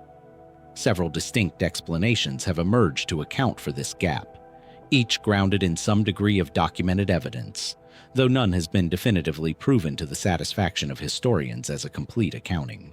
The most straightforward explanation holds that the discrepancy is largely a matter of imprecise record-keeping rather than genuine missing treasure. That the chaos of the final weeks of the Confederacy, involving rapid troop movements, informal disbursements to unpaid soldiers, currency exchanges of uncertain value, and the simple loss of paperwork amid a collapsing government, produced numbers that were never fully accurate in the first place, meaning the missing gold may never have existed as a discrete, locatable sum at all, but rather represents the accumulated uncertainty of imprecise historical accounting, rather than a genuine buried fortune. A second, more specific theory concerns the fate of funds and assets belonging to several Richmond banks, which had been evacuated separately alongside, though not necessarily commingled with, the official Confederate treasury. Some historical accounts suggest that a portion of this bank-owned specie was buried or hidden at various points along the evacuation route by individuals responsible for its safekeeping, intending to retrieve it once conditions stabilized, only for the collapse of Confederate authority and the deaths or dispersal of the individuals involved to leave the exact hiding locations undocumented or lost entirely. Danville, Virginia, and various points across North Carolina and Georgia along the documented evacuation route have all, at various points over the past century and a half, become associated with local legends of buried Confederate gold, some grounded in specific historical accounts of individuals who claim direct knowledge of a burial, others, considerably more speculative, passed down through generations of regional folklore with diminishing connection to verifiable original sources. One of the more historically substantiated of these localized legend centers on Chino Plantation, near Washington, Georgia, where the fleeing Confederate cabinet and treasury convoy are documented to have stopped in early May 1865, in the final days before Davis's capture. Accounts from this period, including later testimony gathered from individuals present at the time, describe portions of the treasury being distributed, hidden, or, in some retellings, stolen during the brief stop, amid a level of organizational breakdown that by this point in the journey had become severe. Some accounts specifically describe a robbery of the treasury's remaining contents occurring during this stop, allegedly carried out by a portion of the escorting soldiers themselves, aware that the Confederate government they had been guarding no longer had any meaningful capacity to hold them accountable for what they took. If accurate, this would suggest that at least some portion of the lost treasury was never lost in the sense of remaining buried and undiscovered, but was instead quietly dispersed among individuals who had every incentive never to publicly acknowledge what they had taken, leaving no trail for historians or treasure hunters to follow, regardless of how thoroughly the physical territory itself might eventually be searched. Beyond Georgia, additional theories have proposed that portions of the treasury may have been transported even further, into Florida, with some researchers suggesting Confederate officials attempted to move remaining funds toward the coast in hopes of transport by ship, possibly to Cuba or elsewhere, before the plan collapsed alongside the rest of the government's remaining structure. Specific locations across this broader region, including sites in Washington, Georgia, Abbeville, South Carolina, where Davis held his final full cabinet meeting, and various points in between, have each attracted their own dedicated searchers over the decades, often armed with old family stories, disputed maps, or metal detectors, digging on private land with landowner permission, or, in a considerable number of documented cases over the years, without it. What makes the lost Confederate gold distinct from many other historical treasure legends is the unusual degree to which its foundational premise, unlike more purely folkloric treasure stories, rests on genuinely documented historical fact. The treasury existed. Its movement south alongside the fleeing government is extensively documented through military and civilian records from the period. A meaningful discrepancy between its documented starting value and its documented final disposition does appear to exist in the historical record, even accounting for the acknowledged imprecision of Civil War-era financial documentation. What remains unresolved is not whether a mystery exists at all, but rather which of several plausible, historically grounded explanations accounts for it. Mundane accounting confusion, informal but historically mundane disbursement to unpaid soldiers and opportunistic escorts, or a genuine cache, or several smaller caches, still resting undiscovered somewhere along a route that stretches across parts of 4 states. Modern searchers continue to pursue the story using tools unavailable to earlier generations, including historical GIS mapping to overlay period accounts onto modern terrain, and increasingly sophisticated metal detection equipment capable of surveying larger areas more efficiently than earlier searchers ever could. Occasional discoveries of Civil War-era coins and artifacts along the documented evacuation route have periodically reignited public interest, though none, to date, has been definitively connected to the Confederate treasury specifically, or has approached anything resembling the scale the original estimates would suggest remains unaccounted for. More than a century and a half after Jefferson Davis's capture effectively ended the Confederacy's organized existence, the question first raised by wartime accountants and later inherited by generations of amateur historians and treasure hunters remains formally open. Was the gap between the Treasury's documented value and its documented final disposition simply the natural consequence of a government collapsing too quickly to keep accurate books, its funds dispersed in ways too informal and too undocumented to ever be fully reconstructed? Or does some genuine portion of that fortune remain exactly where it was left, in the soil of Georgia or the Carolinas or Virginia, buried by hands that never returned to retrieve it, waiting, like so much of the history in this exploration, for someone to finally dig in precisely the right place? A search that has stretched across 4 states in a century and a half of digging is, in its own way, a search with defined boundaries, a known route, a known time frame, a finite list of places still left to check. The mystery waiting on a quiet suburban road outside Boston offers no such structure at all. It lasted in total barely more than 24 hours, involved no more than 4 witnesses, and has never repeated itself in the decades since. And that brevity is precisely what has made it so difficult to dismiss.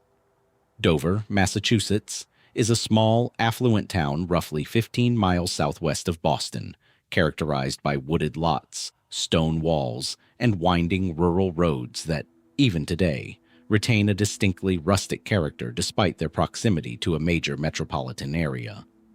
On the night of April 21st, 1972, a 17-year-old named Bill Bartlett was driving along Farm Street with 2 friends when his headlights caught something crouched on a low stone wall at the road's edge. What he described seeing has become, in the decades since, one of the most specific and consistently detailed cryptid encounters in American folklore. A small creature he estimated roughly the size of a child, with an oversized watermelon-shaped head disproportionate to its thin, spindly body. Skin he described as having a rough, sandpaper-like or possibly glowing orange texture, and most strikingly, large, glowing, almost tangerine-colored eyes with no visible pupils, set widely apart on a face with no nose or mouth that he could discern. Bartlett, who had some background in art, later produced sketches of what he had seen that would become the primary visual reference for the creature in every account that followed. What distinguishes the Dover demon from countless other single-witness cryptid reports is what happened over the following hours. Later that same night, a 15-year-old named John Baxter, walking home along Miller Hill Road, reported encountering a similar creature roughly a quarter mile from where Bartlett had seen his, describing comparable proportions and features, though Baxter, closer to the creature and under different lighting conditions, described its eyes as a solid, glowing green rather than orange, and reported that it appeared to be moving on all 4s down a rocky embankment before he backed away. The following night, April 22nd, 2 more teenagers, Will Traylor and Abby Brabham, reported seeing a similar creature while driving on Springdale Avenue, again independently, again without prior knowledge of the other reports, which had not yet been publicly circulated at the time of their own sighting. 4 witnesses, across 3 separate locations, over roughly a 24-hour period, each describing a creature with a consistent and highly unusual set of physical characteristics. None of the witnesses having spoken to one another beforehand about what they claimed to have seen. This clustering is the detail that has anchored the Dover Demon's credibility in a way many single witness accounts never achieve. Lauren Coleman, a cryptozoology researcher who investigated the case directly in its immediate aftermath, interviewed each of the witnesses separately and reported finding their accounts consistent in core detail, while varying in the kind of small incidental ways that, in his assessment, suggested genuine independent observation, rather than a coordinated hoax or a story that had simply spread and been embellished between the witnesses before they were formally interviewed. The witnesses themselves have, in the decades since, largely maintained their accounts under sustained scrutiny, a detail worth noting given how many novelty sightings from adolescent witnesses tend to unravel or be quietly recanted once the initial attention fades and adult life replaces teenage notoriety. Bill Bartlett, in particular, has spoken about the sighting in interviews conducted decades later, describing it with the same core details he offered in 1972, expressing frustration at having become associated for life with an event he insists he did not fabricate and cannot fully explain.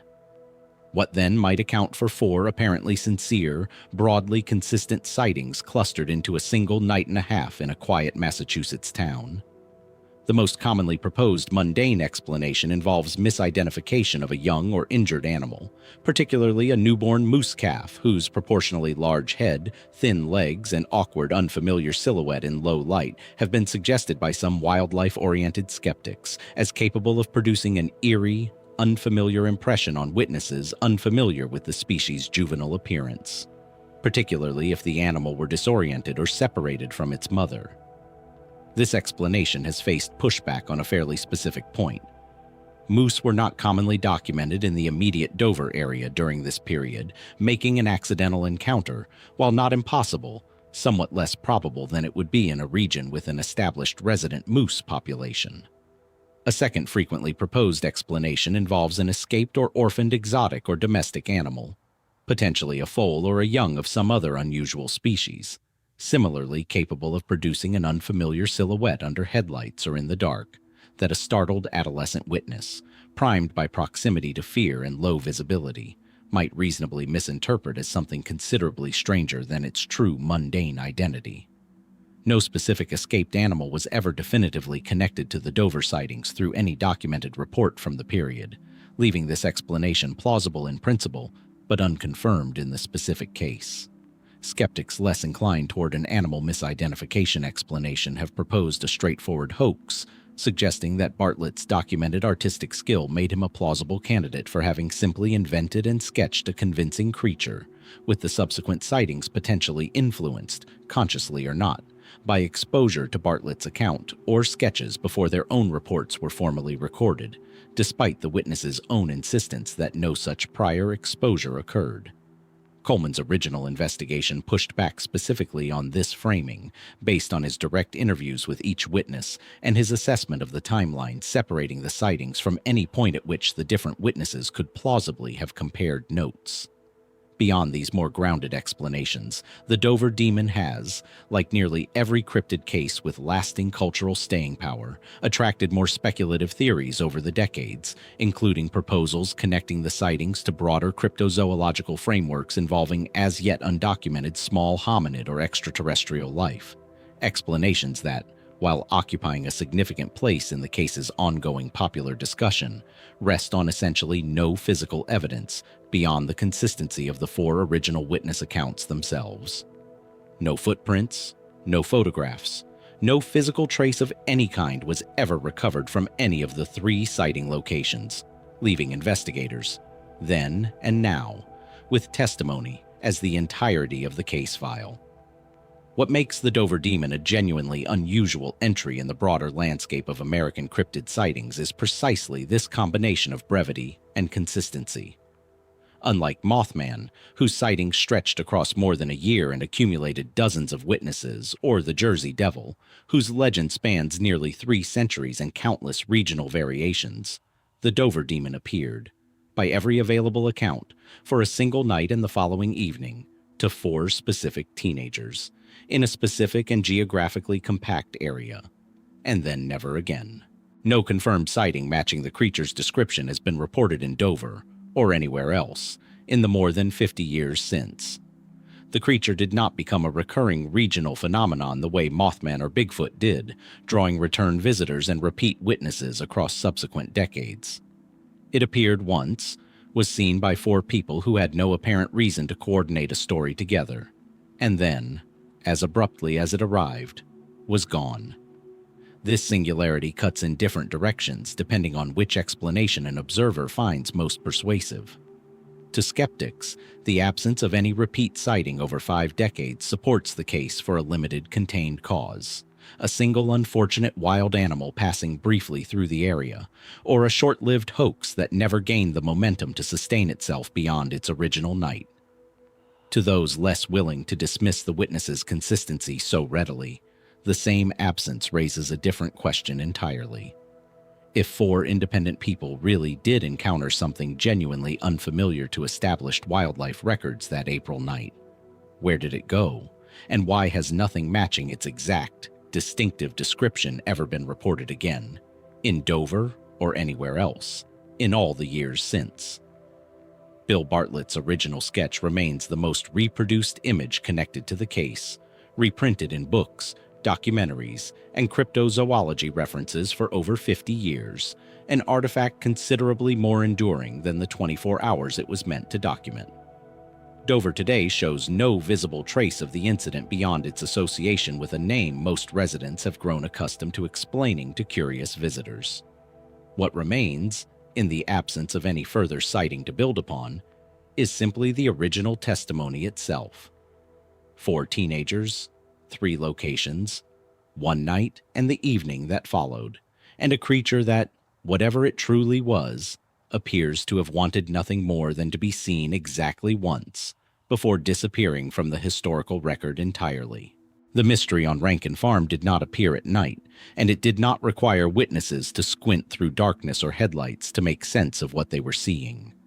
It happened in broad daylight, under a clear sky, and it left behind something no other case in this exploration has offered: physical, tangible evidence that fell from the air and could be picked up, examined, and, in a few documented instances, actually tasted. Bath County, Kentucky, in the years following the Civil War, was a landscape of rolling farmland typical of the region, dotted with modest homesteads and worked by families for whom the rhythms of daily agricultural life left little room for the extraordinary.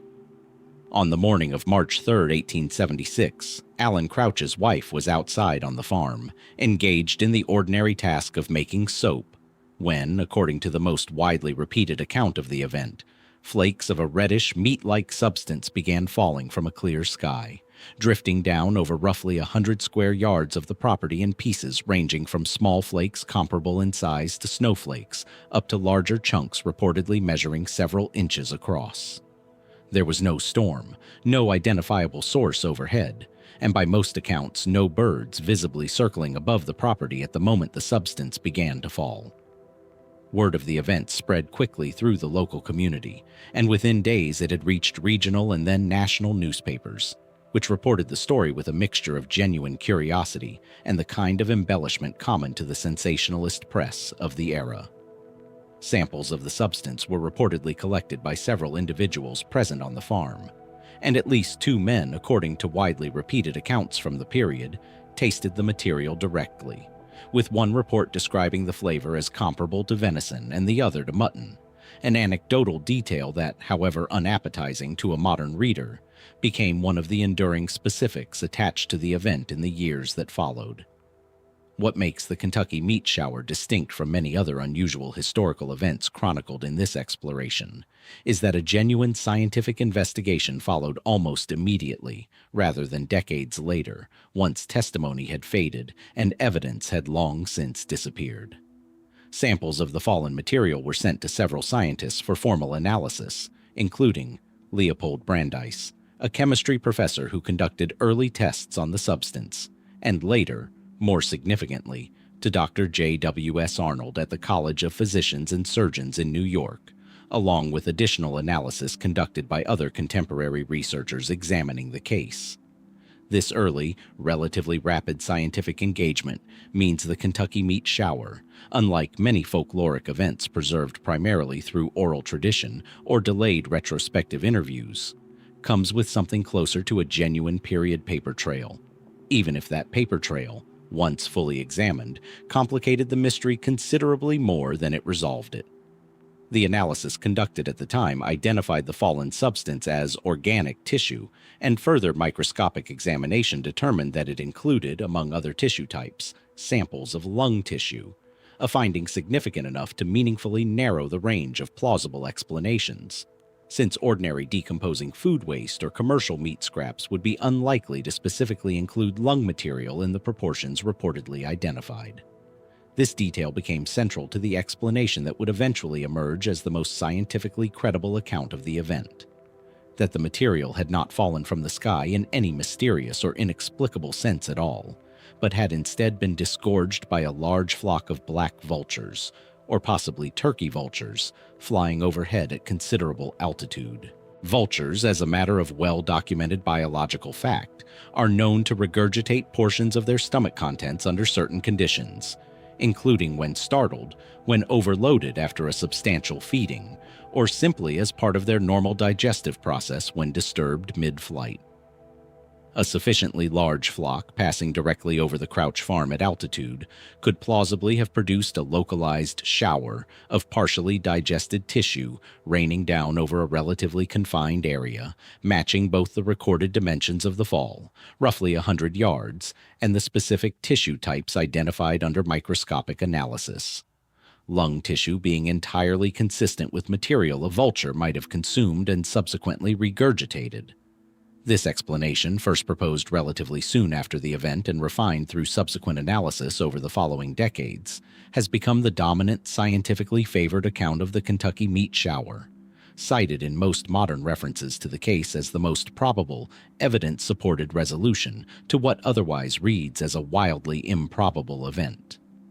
And yet, as with several other cases examined throughout this exploration, the vulture explanation, however well supported, has never entirely closed the file to universal satisfaction.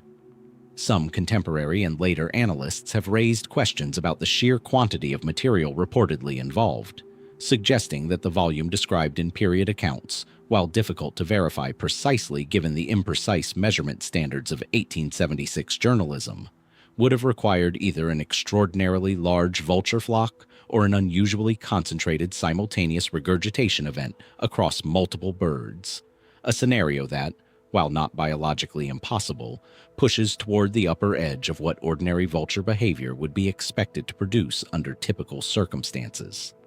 Additionally, some later accounts and retrospective analyses have noted inconsistencies in exactly how much of the original material was preserved, sent for testing, and accurately documented as it moved from the farm itself through regional collectors to the scientists who ultimately examined it, raising the possibility that some portion of the sample chain may have been contaminated, mishandled, or exaggerated somewhere between the field and the laboratory, given the considerable public excitement and press attention the case had generated within days of the original fall. The tissue identification itself, while more advanced than most casual observers might expect for 1876, was also necessarily limited by the analytical tools available to 19th century science, well before the development of the genetic and biochemical testing methods modern researchers would use to examine a comparable event today.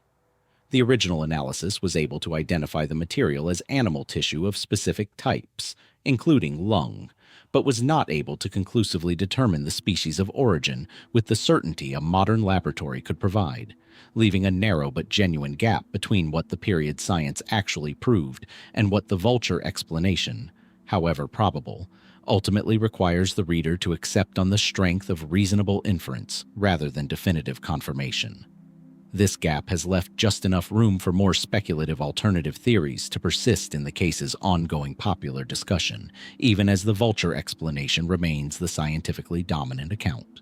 Some later commentators, working within frameworks connecting the event to broader patterns of unexplained atmospheric phenomena, have grouped the Kentucky meat shower alongside other historically documented, geographically scattered reports of unusual material reportedly falling from clear skies in various parts of the world across the 19th and 20th centuries.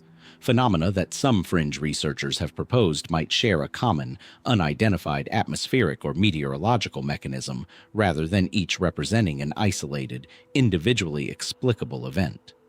Mainstream atmospheric science has found no supporting mechanism for material transportation of this kind beyond conventional means, such as strong updrafts or storm systems capable of lifting and transporting lightweight debris, neither of which was reported as present at the Crouch Farm on the morning in question, leaving these broader theoretical frameworks considerably more speculative than the vulture explanation they compete against. What remains, nearly a century and a half later, is a case unusually well documented for its era, supported by contemporary scientific analysis rather than decades-delayed retrospective testimony, and anchored by physical evidence that, unlike so much of what this exploration has examined, could actually be collected, weighed, and analyzed in a laboratory within days of the event itself. And still, the full picture has never been definitively closed. The vulture explanation accounts for the biological plausibility of the event with considerable strength, but the precise mechanics, the exact scale, and the complete chain of custody connecting what fell on the Crouch Farm to what scientists ultimately examined in New York remain, on close inspection, somewhat less airtight than the case's popular, tidy resolution often suggests. Did a genuinely unusual, if biologically explicable, flock behavior produce a rare and startling natural event on an otherwise unremarkable Kentucky morning? Or does some portion of what fell that day, and what happened to it before it reached a scientist's microscope, still contain a detail no one in 1876, or in the century and a half since, has ever fully accounted for? A vulture's regurgitation left tangible remains for scientists to examine within days. The next body of water this exploration turns to has offered no such courtesy, only vast, cold depths that have swallowed ships whole, along with everyone aboard them, leaving searchers with wreckage when they find it at all, and precious little else. The Great Lakes, Superior, Michigan, Huron, Erie, and Ontario, together form the largest group of freshwater lakes on Earth by total area, a body of water so immense that early sailors and later generations of maritime historians alike have long noted its capacity to behave less like a lake and more like an ocean, complete with sudden, violent storms capable of producing waves comparable in size and danger to open ocean swells. This scale, combined with over 3 centuries of continuous commercial shipping traffic across the lakes, has produced a genuinely staggering maritime toll. By most historical estimates, more than 6,000 vessels have been lost across the Great Lakes since organized shipping began in the region, resulting in an estimated 30,000 deaths, numbers that place the lakes among the most treacherous stretches of navigable water in North American history, despite their landlocked freshwater character. Most of these losses, however tragic, carry entirely explicable causes. Violent autumn storms, mechanical failure, navigational error in fog or darkness, and the simple, unforgiving physics of cold fresh water capable of dropping a ship's structural integrity or a crew's survival odds within minutes under the wrong conditions.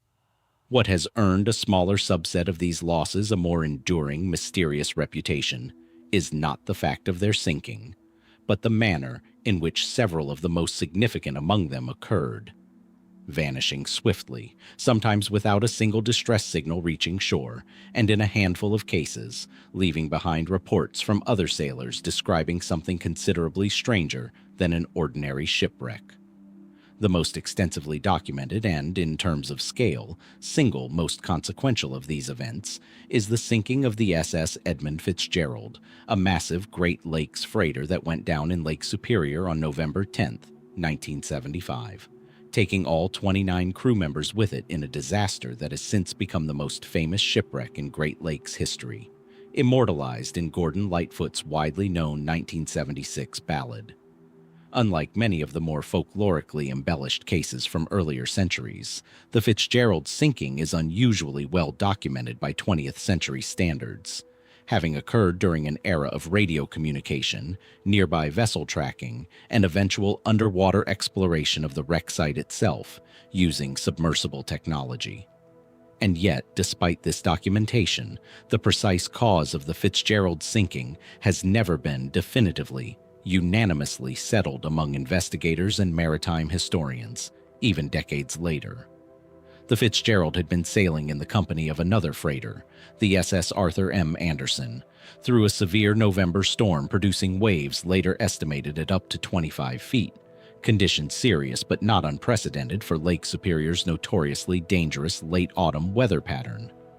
Radio contact between the two vessels continued intermittently throughout the evening, with the Fitzgerald's captain, Ernest McSorley, reporting some topside damage and a list to the ship, but describing the vessel as holding its own as late as 7:10 p.m.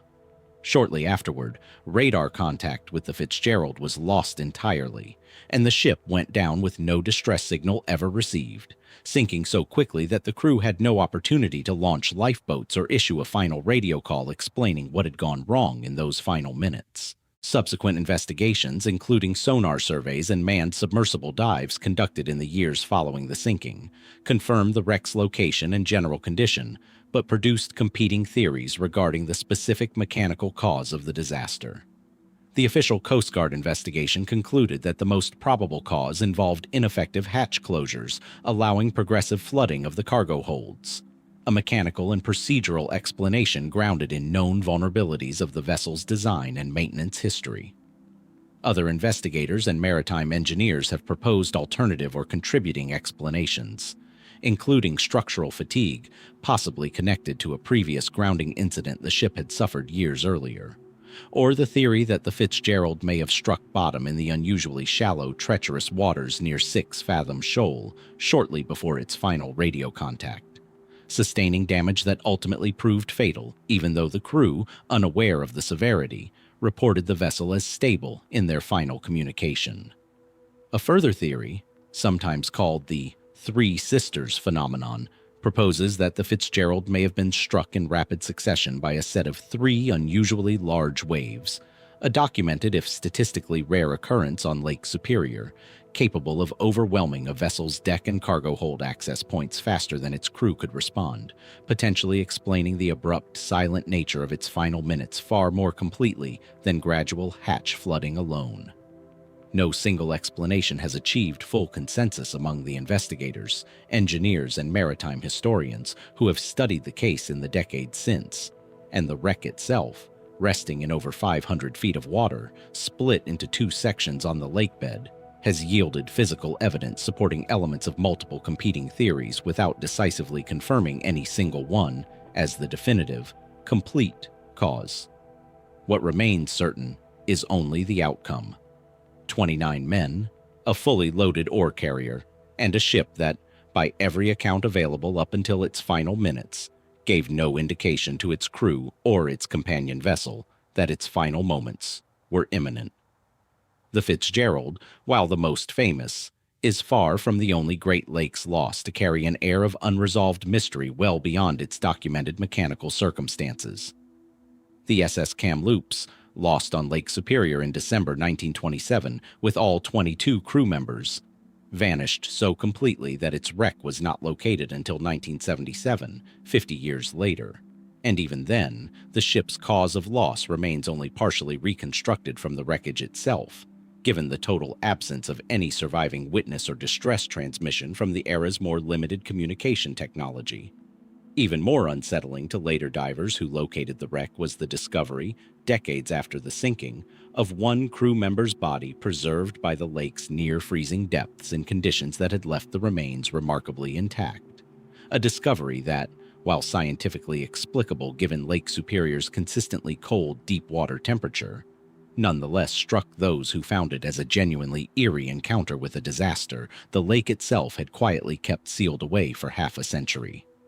Beyond individual shipwrecks, the Great Lakes have also generated a broader body of maritime folklore, extending well beyond any single documented sinking, including persistent sailor testimony describing phantom vessels sighted in fog or storm conditions. Ships reportedly matching the appearance of vessels already known to have sunk years or decades earlier, appearing briefly on the horizon, or in a following ship's wake before vanishing entirely as conditions cleared.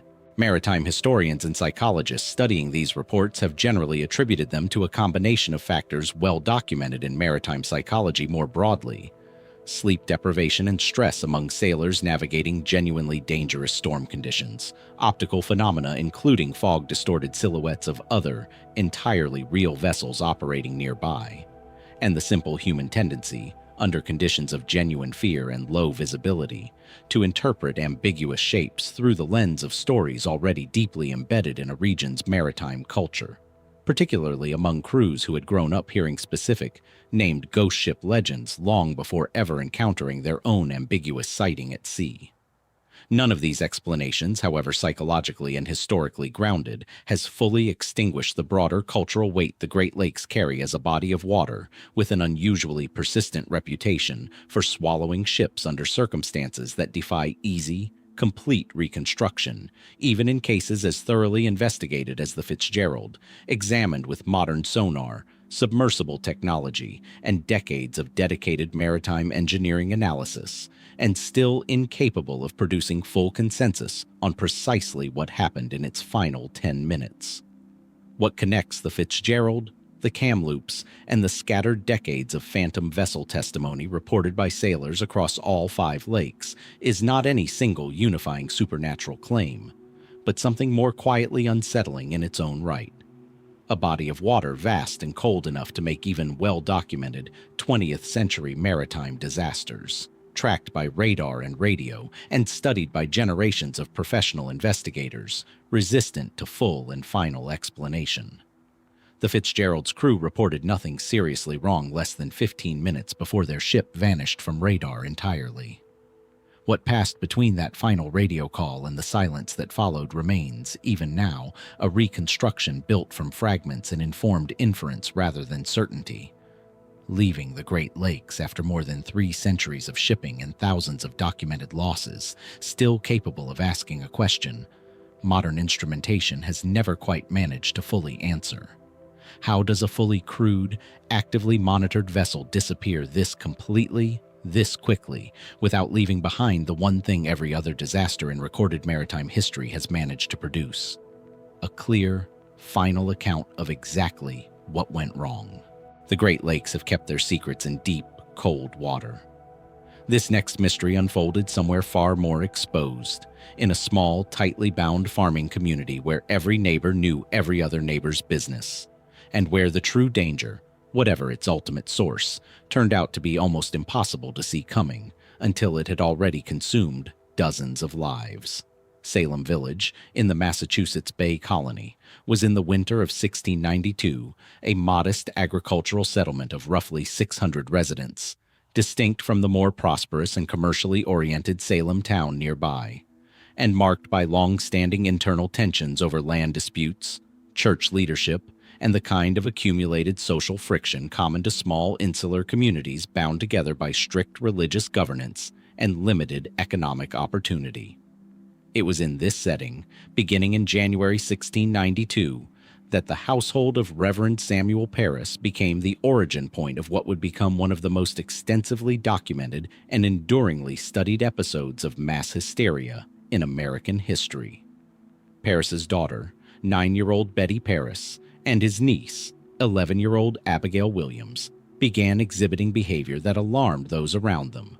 Reported fits, contorted body movements, outbursts of screaming, and complaints of being pinched or bitten by an unseen force, symptoms that a local physician, unable to identify any conventional medical cause, eventually attributed to supernatural affliction.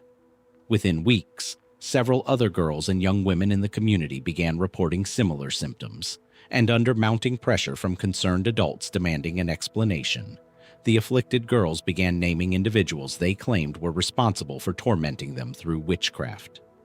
The first 3 women accused were Tituba, an enslaved woman in the Paris household; Sarah Good, a homeless woman with a reputation for begging and hostility toward her neighbors; and Sarah Osborne, an elderly woman entangled in a contentious property dispute with the Putnam family, one of the village's most influential and increasingly central actors in the unfolding accusations.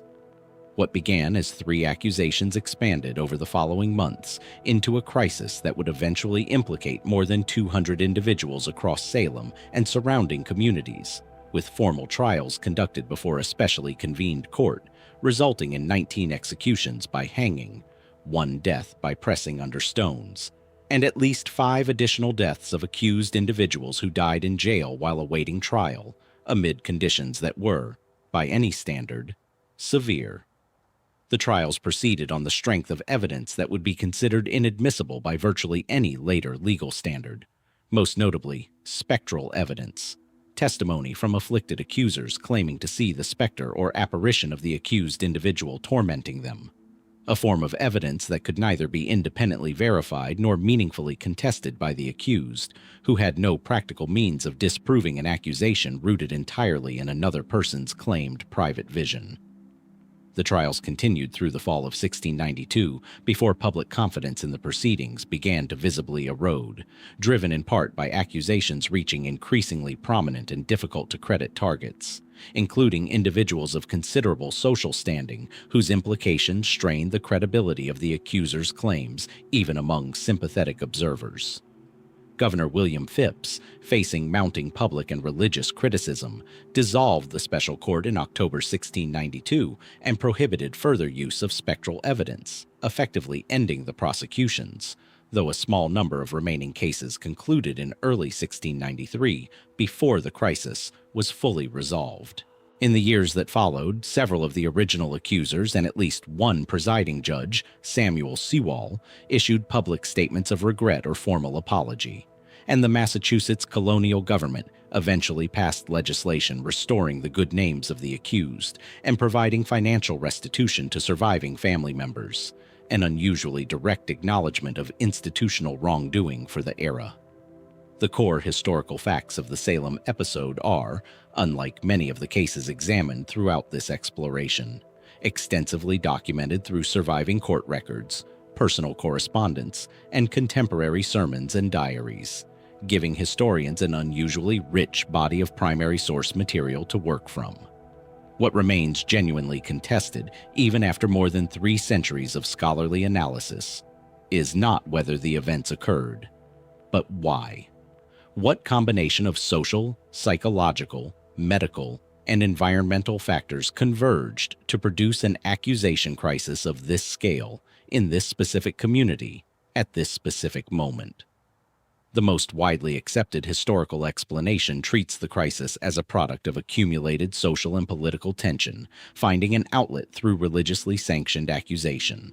Salem Village in 1692 was riven by long-standing disputes, particularly a bitter and protracted conflict between 2 extended families, the Putnams and the Porters, whose rivalry over land, church leadership, and village governance had already destabilized community relationships well before the first accusations began. Historians Paul Boyer and Stephen Nissenbaum, in their influential 1974 study of the episode, mapped the residential locations of accusers and accused across the village and found a striking correlation. Accusers clustered disproportionately in the poorer, more agriculturally struggling western half of the village, while a significant number of the accused lived in the more commercially prosperous eastern half, closer to Salem town, suggesting the accusations may have functioned, at least in part, as a mechanism for expressing genuine economic anxiety and resentment through the only socially and religiously sanctioned outlet available to a community that took the reality of witchcraft as a literal, doctrinally certain threat, rather than a metaphorical one. A second, more medically oriented theory, proposed by researcher Linda Caporael in 1976, suggested that the physical symptoms reported by the afflicted girls, including convulsions, hallucinations, and a sensation of being bitten or pinched, might be explained by ergot poisoning, a condition caused by consuming rye grain contaminated with a fungus capable of producing effects, including muscle spasms and hallucinations under certain conditions, with Corporeal specifically noting that the region's rye crop and the particular weather conditions of the preceding growing season could plausibly have supported the fungal growth necessary to produce contaminated grain. This theory gained considerable public attention upon publication and has remained a popular explanation in general discussion of the case ever since. Though it has faced substantial and sustained criticism from historians and toxicologists in the decades since its introduction, who note that ergot poisoning typically produces a broader range of physical symptoms, including gangrenous physical effects that were not documented among the afflicted girls, and that the specific, targeted, and socially coherent pattern of accusations across many months fits uneasily with a toxicological explanation that would be expected to produce more randomly distributed, less narratively organized symptoms across a broader and less socially patterned population. A third body of explanation is focused less on any single triggering cause and more on the psychological and sociological mechanics of the crisis once it began, framing Salem as a documented, unusually well-recorded case study in what sociologists term a moral panic, a self-reinforcing social process in which initial fear generates increasingly aggressive searches for a perceived threat, drawing in participants whose own social standing or safety becomes increasingly tied to continued participation in the accusations, creating powerful incentives against skepticism or de-escalation, even as the circle of accusation expands toward implausibility. Under this framework, no single external trigger, whether ergot, land disputes, or adolescent psychological distress, needs to fully explain the crisis in isolation. Instead, an initial spark, whatever its precise nature, ignited a self-sustaining social process whose scale and duration were driven less by its original cause than by the internal dynamics of fear, religious conviction, and accusation the community generated once the process was already underway. None of these explanations, individually or in combination, has achieved full and final consensus among historians studying the case and the specific psychological experience of the original afflicted girls.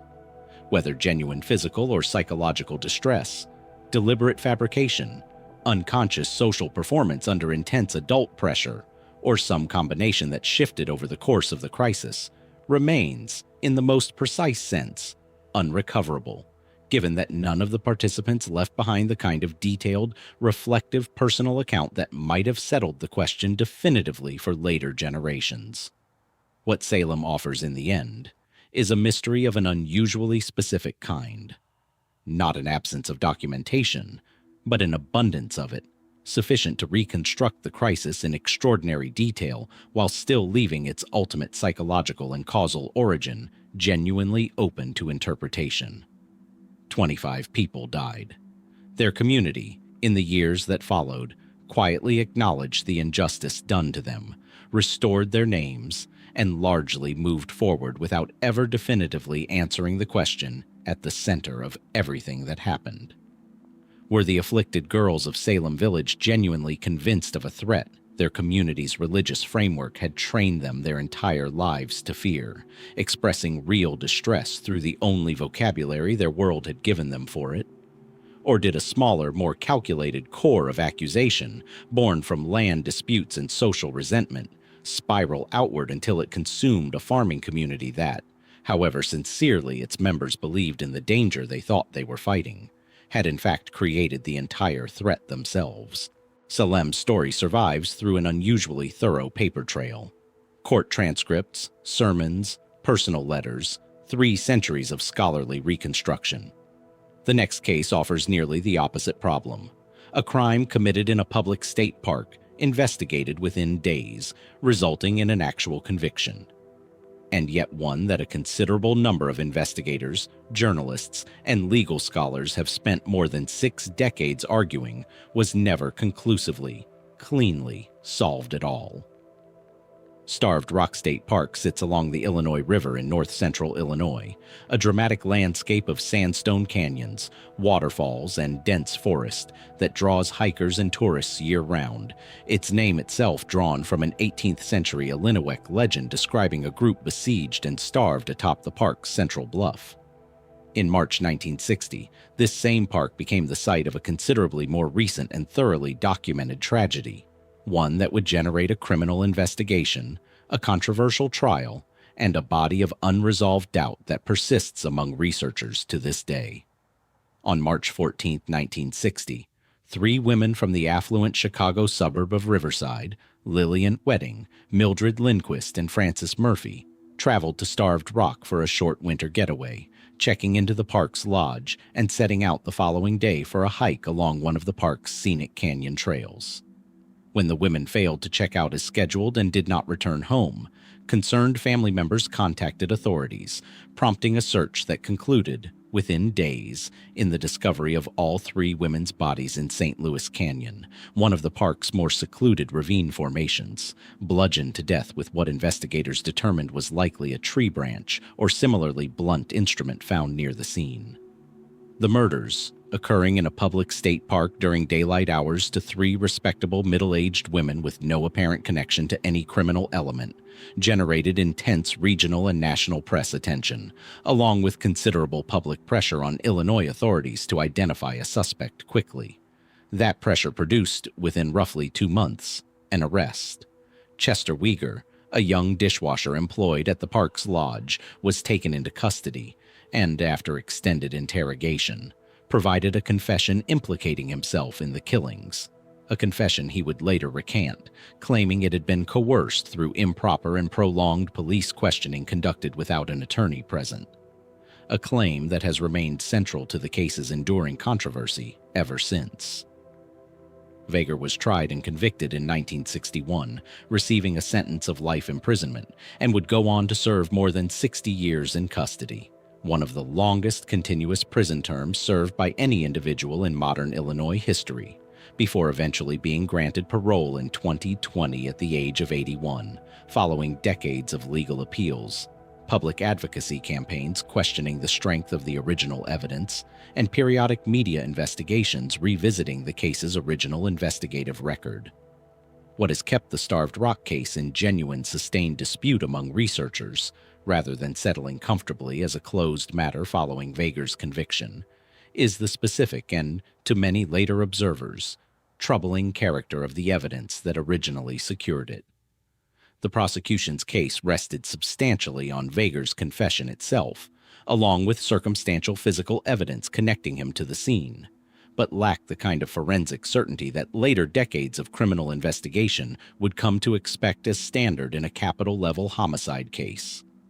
Weger's confession, obtained after multiple rounds of police interrogation over an extended period without legal counsel present, a practice not uncommon for the era, but one that would face considerably greater legal scrutiny under standards established by later landmark rulings, including Miranda v. Arizona in 1966, has been characterized by his later defense advocates as the product of psychological pressure and prolonged isolation, rather than a genuine voluntary account of events, a claim Weger himself maintained consistently throughout the following decades of incarceration and beyond. Compounding this doubt, subsequent re-examination of the case's physical evidence, conducted decades later using forensic standards unavailable to the original 1960 investigation, produced results that some researchers argue complicate rather than confirm the original prosecution's theory. DNA testing conducted on preserved evidence in later years, pursued through legal efforts by Weger's advocates seeking to reopen the case, reportedly failed to conclusively link Weger to the crime scene in the manner modern forensic standards would typically require for a conviction of this severity, though these later tests have themselves been subject to dispute regarding chain of custody integrity and the degraded condition of physical evidence preserved for well over half a century under conditions not originally designed for eventual genetic analysis. Beyond the specific question of Weger's guilt or innocence, several alternative theories regarding the crime's true circumstances have circulated among researchers and true crime investigators over the decades, generally falling into 2 broad categories. The first proposes that Vager, whatever the flaws in his original interrogation and confession, was in fact the actual perpetrator, and that the case's persistent controversy reflects less genuine doubt about his guilt and more a broader, legitimate concern about the interrogation practices common to the era. Concerns that, while valid as a matter of general criminal justice reform, do not necessarily indicate the specific conclusion reached in 1961 was factually incorrect. Under this reading, Vager's decades-later parole reflects contemporary reconsideration of extremely long sentences and questions of rehabilitation, rather than genuine doubt about the underlying facts of the crime itself. The second broad category of theory holds that the true killer, or killers, of the three women was never definitively identified, and that Vager, a young and comparatively powerless park employee facing intense pressure from investigators eager to resolve a high-profile case quickly, became a convenient and vulnerable target for a confession-driven prosecution built to satisfy immediate public and institutional pressure, rather than to withstand the kind of rigorous forensic scrutiny later decades of criminal investigation would demand. Some proponents of this view have pointed to inconsistencies between Vager's confession and certain physical details of the crime scene, along with questions about whether a single individual could plausibly have overpowered and killed three adult women in the manner and time frame the prosecution's theory required, though these arguments remain contested by others who note that surprise, the isolated location, and the sequential nature of an attack on three unsuspecting victims could plausibly account for the apparent logistical difficulty without requiring multiple assailants.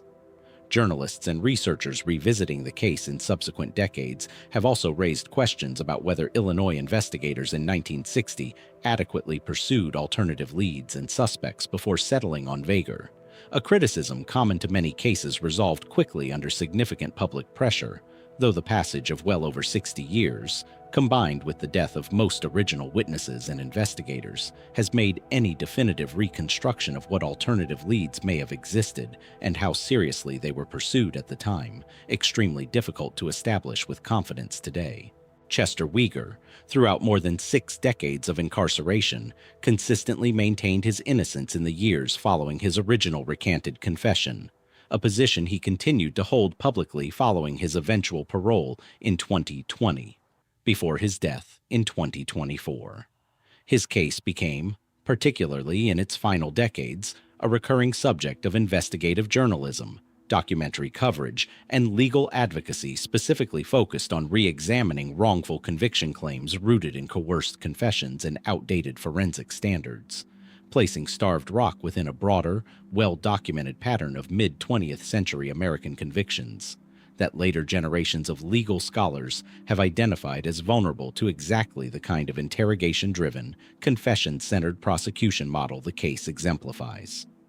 What remains, more than 65 years after 3 women set out for an ordinary winter hike and never returned, is a case formally closed by the Illinois legal system, yet never fully settled in the broader court of historical and forensic reconsideration that has continued to examine it since. Did investigators in 1960 correctly identify the man responsible for one of the most shocking crimes in the park's history, securing a conviction that, whatever its procedural flaws by later standards, nonetheless reached the correct underlying conclusion? Or did the pressure to resolve a high-profile triple homicide quickly produce a confession-driven conviction that quietly closed the file on the wrong man, while whoever truly climbed down into St. Louis Canyon that March afternoon walked free for the rest of their life, never named and never held to account?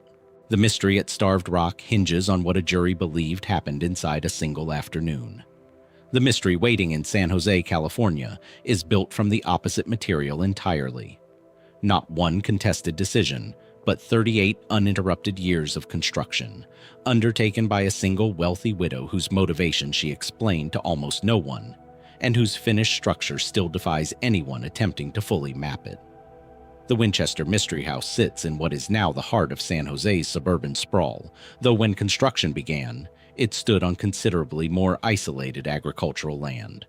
The house, by the time of its owner's death in 1922, sprawled across an estimated 24,000 square feet, containing, by most professional counts, 160 rooms, including 2,000 doors, 10,000 windows, 40 staircases, and, most famously, a substantial number of architectural oddities that serve no clear structural or practical purpose whatsoever. Staircases that ascend directly into ceilings, doors that open onto blank walls or sheer drops to the ground below, windows built into interior floors, and hallways that double back on themselves in configurations that have genuinely disoriented visitors, and by some accounts occasionally the construction workers themselves, for well over a century. The house's owner and sole architect of its design, Sarah Winchester, was the widow of William Wirt Winchester, whose family's firearms company, manufacturer of the Winchester repeating rifle, had made her one of the wealthiest women in America following her husband's death from tuberculosis in 1881, an inheritance that came only 15 years after the earlier death of the couple's infant daughter, Annie, in 1866, from a condition believed at the time to be marasmus, a form of severe malnutrition.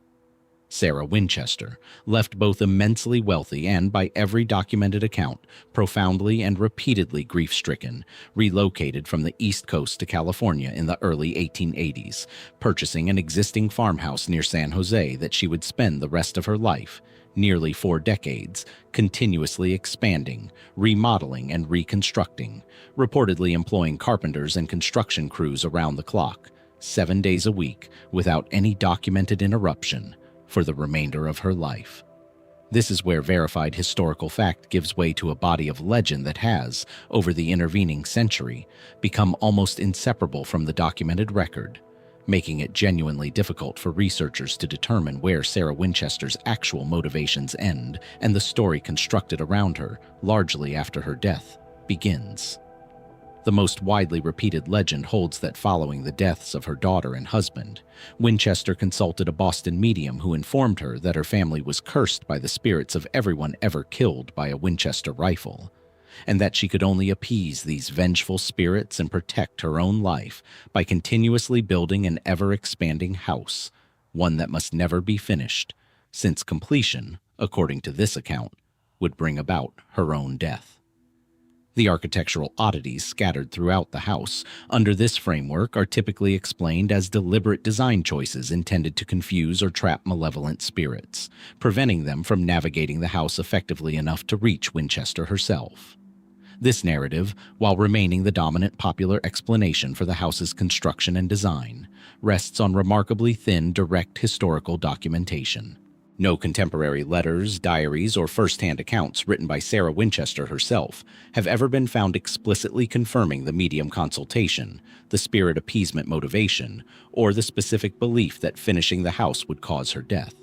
Details that appear to have entered public circulation primarily through newspaper accounts and promotional material developed after Winchester's death. Once the house had been converted into a commercial tourist attraction by new owners eager to capitalize on precisely the kind of dramatic, supernatural backstory that continues to draw visitors today. Historians researching Winchester's actual documented life have found a woman who was, by more grounded accounts from those who knew her personally, an intelligent private individual with genuine and well-documented interest in architecture, engineering, and horticulture, along with a personal history of significant compounding grief that would reasonably explain an intense, all-consuming devotion to a large, absorbing project without requiring any supernatural motivation to account for the underlying obsession itself. Under this more grounded reading, the house's countless architectural peculiarities may reflect something considerably less mysterious than deliberate spirit-trapping design, and considerably more mundane. A project undertaken continuously, without a formal architect, blueprints, or a fixed master plan, by an owner who reportedly enjoyed personally directing daily construction changes, often reworking or expanding sections of the house that had only recently been completed, creating, through nearly 4 decades of accumulated, incremental, unplanned modification, precisely the kind of structural inconsistencies, dead-end passages, and orphaned architectural elements one might reasonably expect from any structure built this way, without ever requiring supernatural intent to explain the resulting confusion. Some historians have also proposed that the region's documented seismic activity may have contributed directly to specific oddities within the house, most notably following the significant 1906 San Francisco earthquake, which damaged portions of the structure severely enough that some completed sections, including what had reportedly been a several-story tower, were never rebuilt, potentially explaining certain staircases and doorways that today lead abruptly to nowhere. Not because they were designed that way, but because the sections they once connected to no longer exist. And yet, as with several other cases in this exploration, the more grounded historical explanation has never fully displaced the house's enduring supernatural reputation, in part because certain specific details do resist easy dismissal even under the most skeptical reading. Winchester's use of the number 13 throughout the house's design is well documented and consistent enough to suggest deliberate intention rather than coincidence. Staircases with 13 steps, windows featuring 13 panes, ceiling panels arranged in groups of 13, a repeated numerical motif spanning decades of otherwise unplanned construction that strongly implies Winchester herself attached specific, intentional significance to the number, whatever her precise underlying reasoning may have been. Whether this reflects genuine spiritualist belief, personal superstition unconnected to any specific medium consultation, or simply an eccentric aesthetic preference maintained consistently over decades remains, in the absence of Winchester's own direct explanation, a matter of interpretation rather than settled fact. Visitors and staff at the house, now operated as a public tourist attraction offering guided tours through its labyrinthine interior, have also continued to report, in the decades since it opened to the public, various unexplained phenomena consistent with claims of paranormal activity. Unexplained sounds, sensations of being watched, and occasional reports of more direct encounters. Claims that, like similar reports at numerous other historic properties across the country, remain entirely unverified by any instrument or methodology capable of producing evidence beyond individual testimony, but that have nonetheless become an integrated part of the house's ongoing cultural identity and continued public fascination, regardless of how thoroughly historians have worked to separate documented fact from promotional embellishment in the century since Winchester's death. What makes the Winchester Mystery House a genuinely distinctive entry among the cases this exploration has examined is the unusual nature of its central uncertainty. This is not a case built around a single ambiguous night, a missing person, or an unexplained object recovered from a crime scene. It is a case built from an entire life's worth of documented, physical, still-standing behavior, an actual structure anyone can walk through today, room by disorienting room, and yet one whose builder left behind almost nothing in her own words, explaining precisely why she built it the way she did, leaving even her most sympathetic, careful biographers working primarily from inference, second-hand testimony, compiled after her death, and the physical evidence of the house itself. Sarah Winchester died in her sleep in September 1922, and construction, which had continued essentially without pause for the better part of 4 decades, stopped that same day. What she left behind was not a note, not a will explaining her architectural choices, not a diary entry clarifying whether spirits, superstition, grief, or simple architectural passion drove nearly 40 years of continuous building. What she left behind was only the house itself, 160 rooms, 40 staircases, thousands of doors and windows, and a question that has now outlasted her by more than a century. Was Sarah Winchester genuinely convinced she was appeasing the restless dead, building a maze specifically designed to keep herself one step ahead of vengeance she believed was real? Or did a grieving, brilliant, and deeply private woman simply find, in an endless and ever-expanding construction project, the one thing capable of occupying a mind that had already lost everything it once considered permanent, and never felt any particular need to explain her reasons to anyone else at all?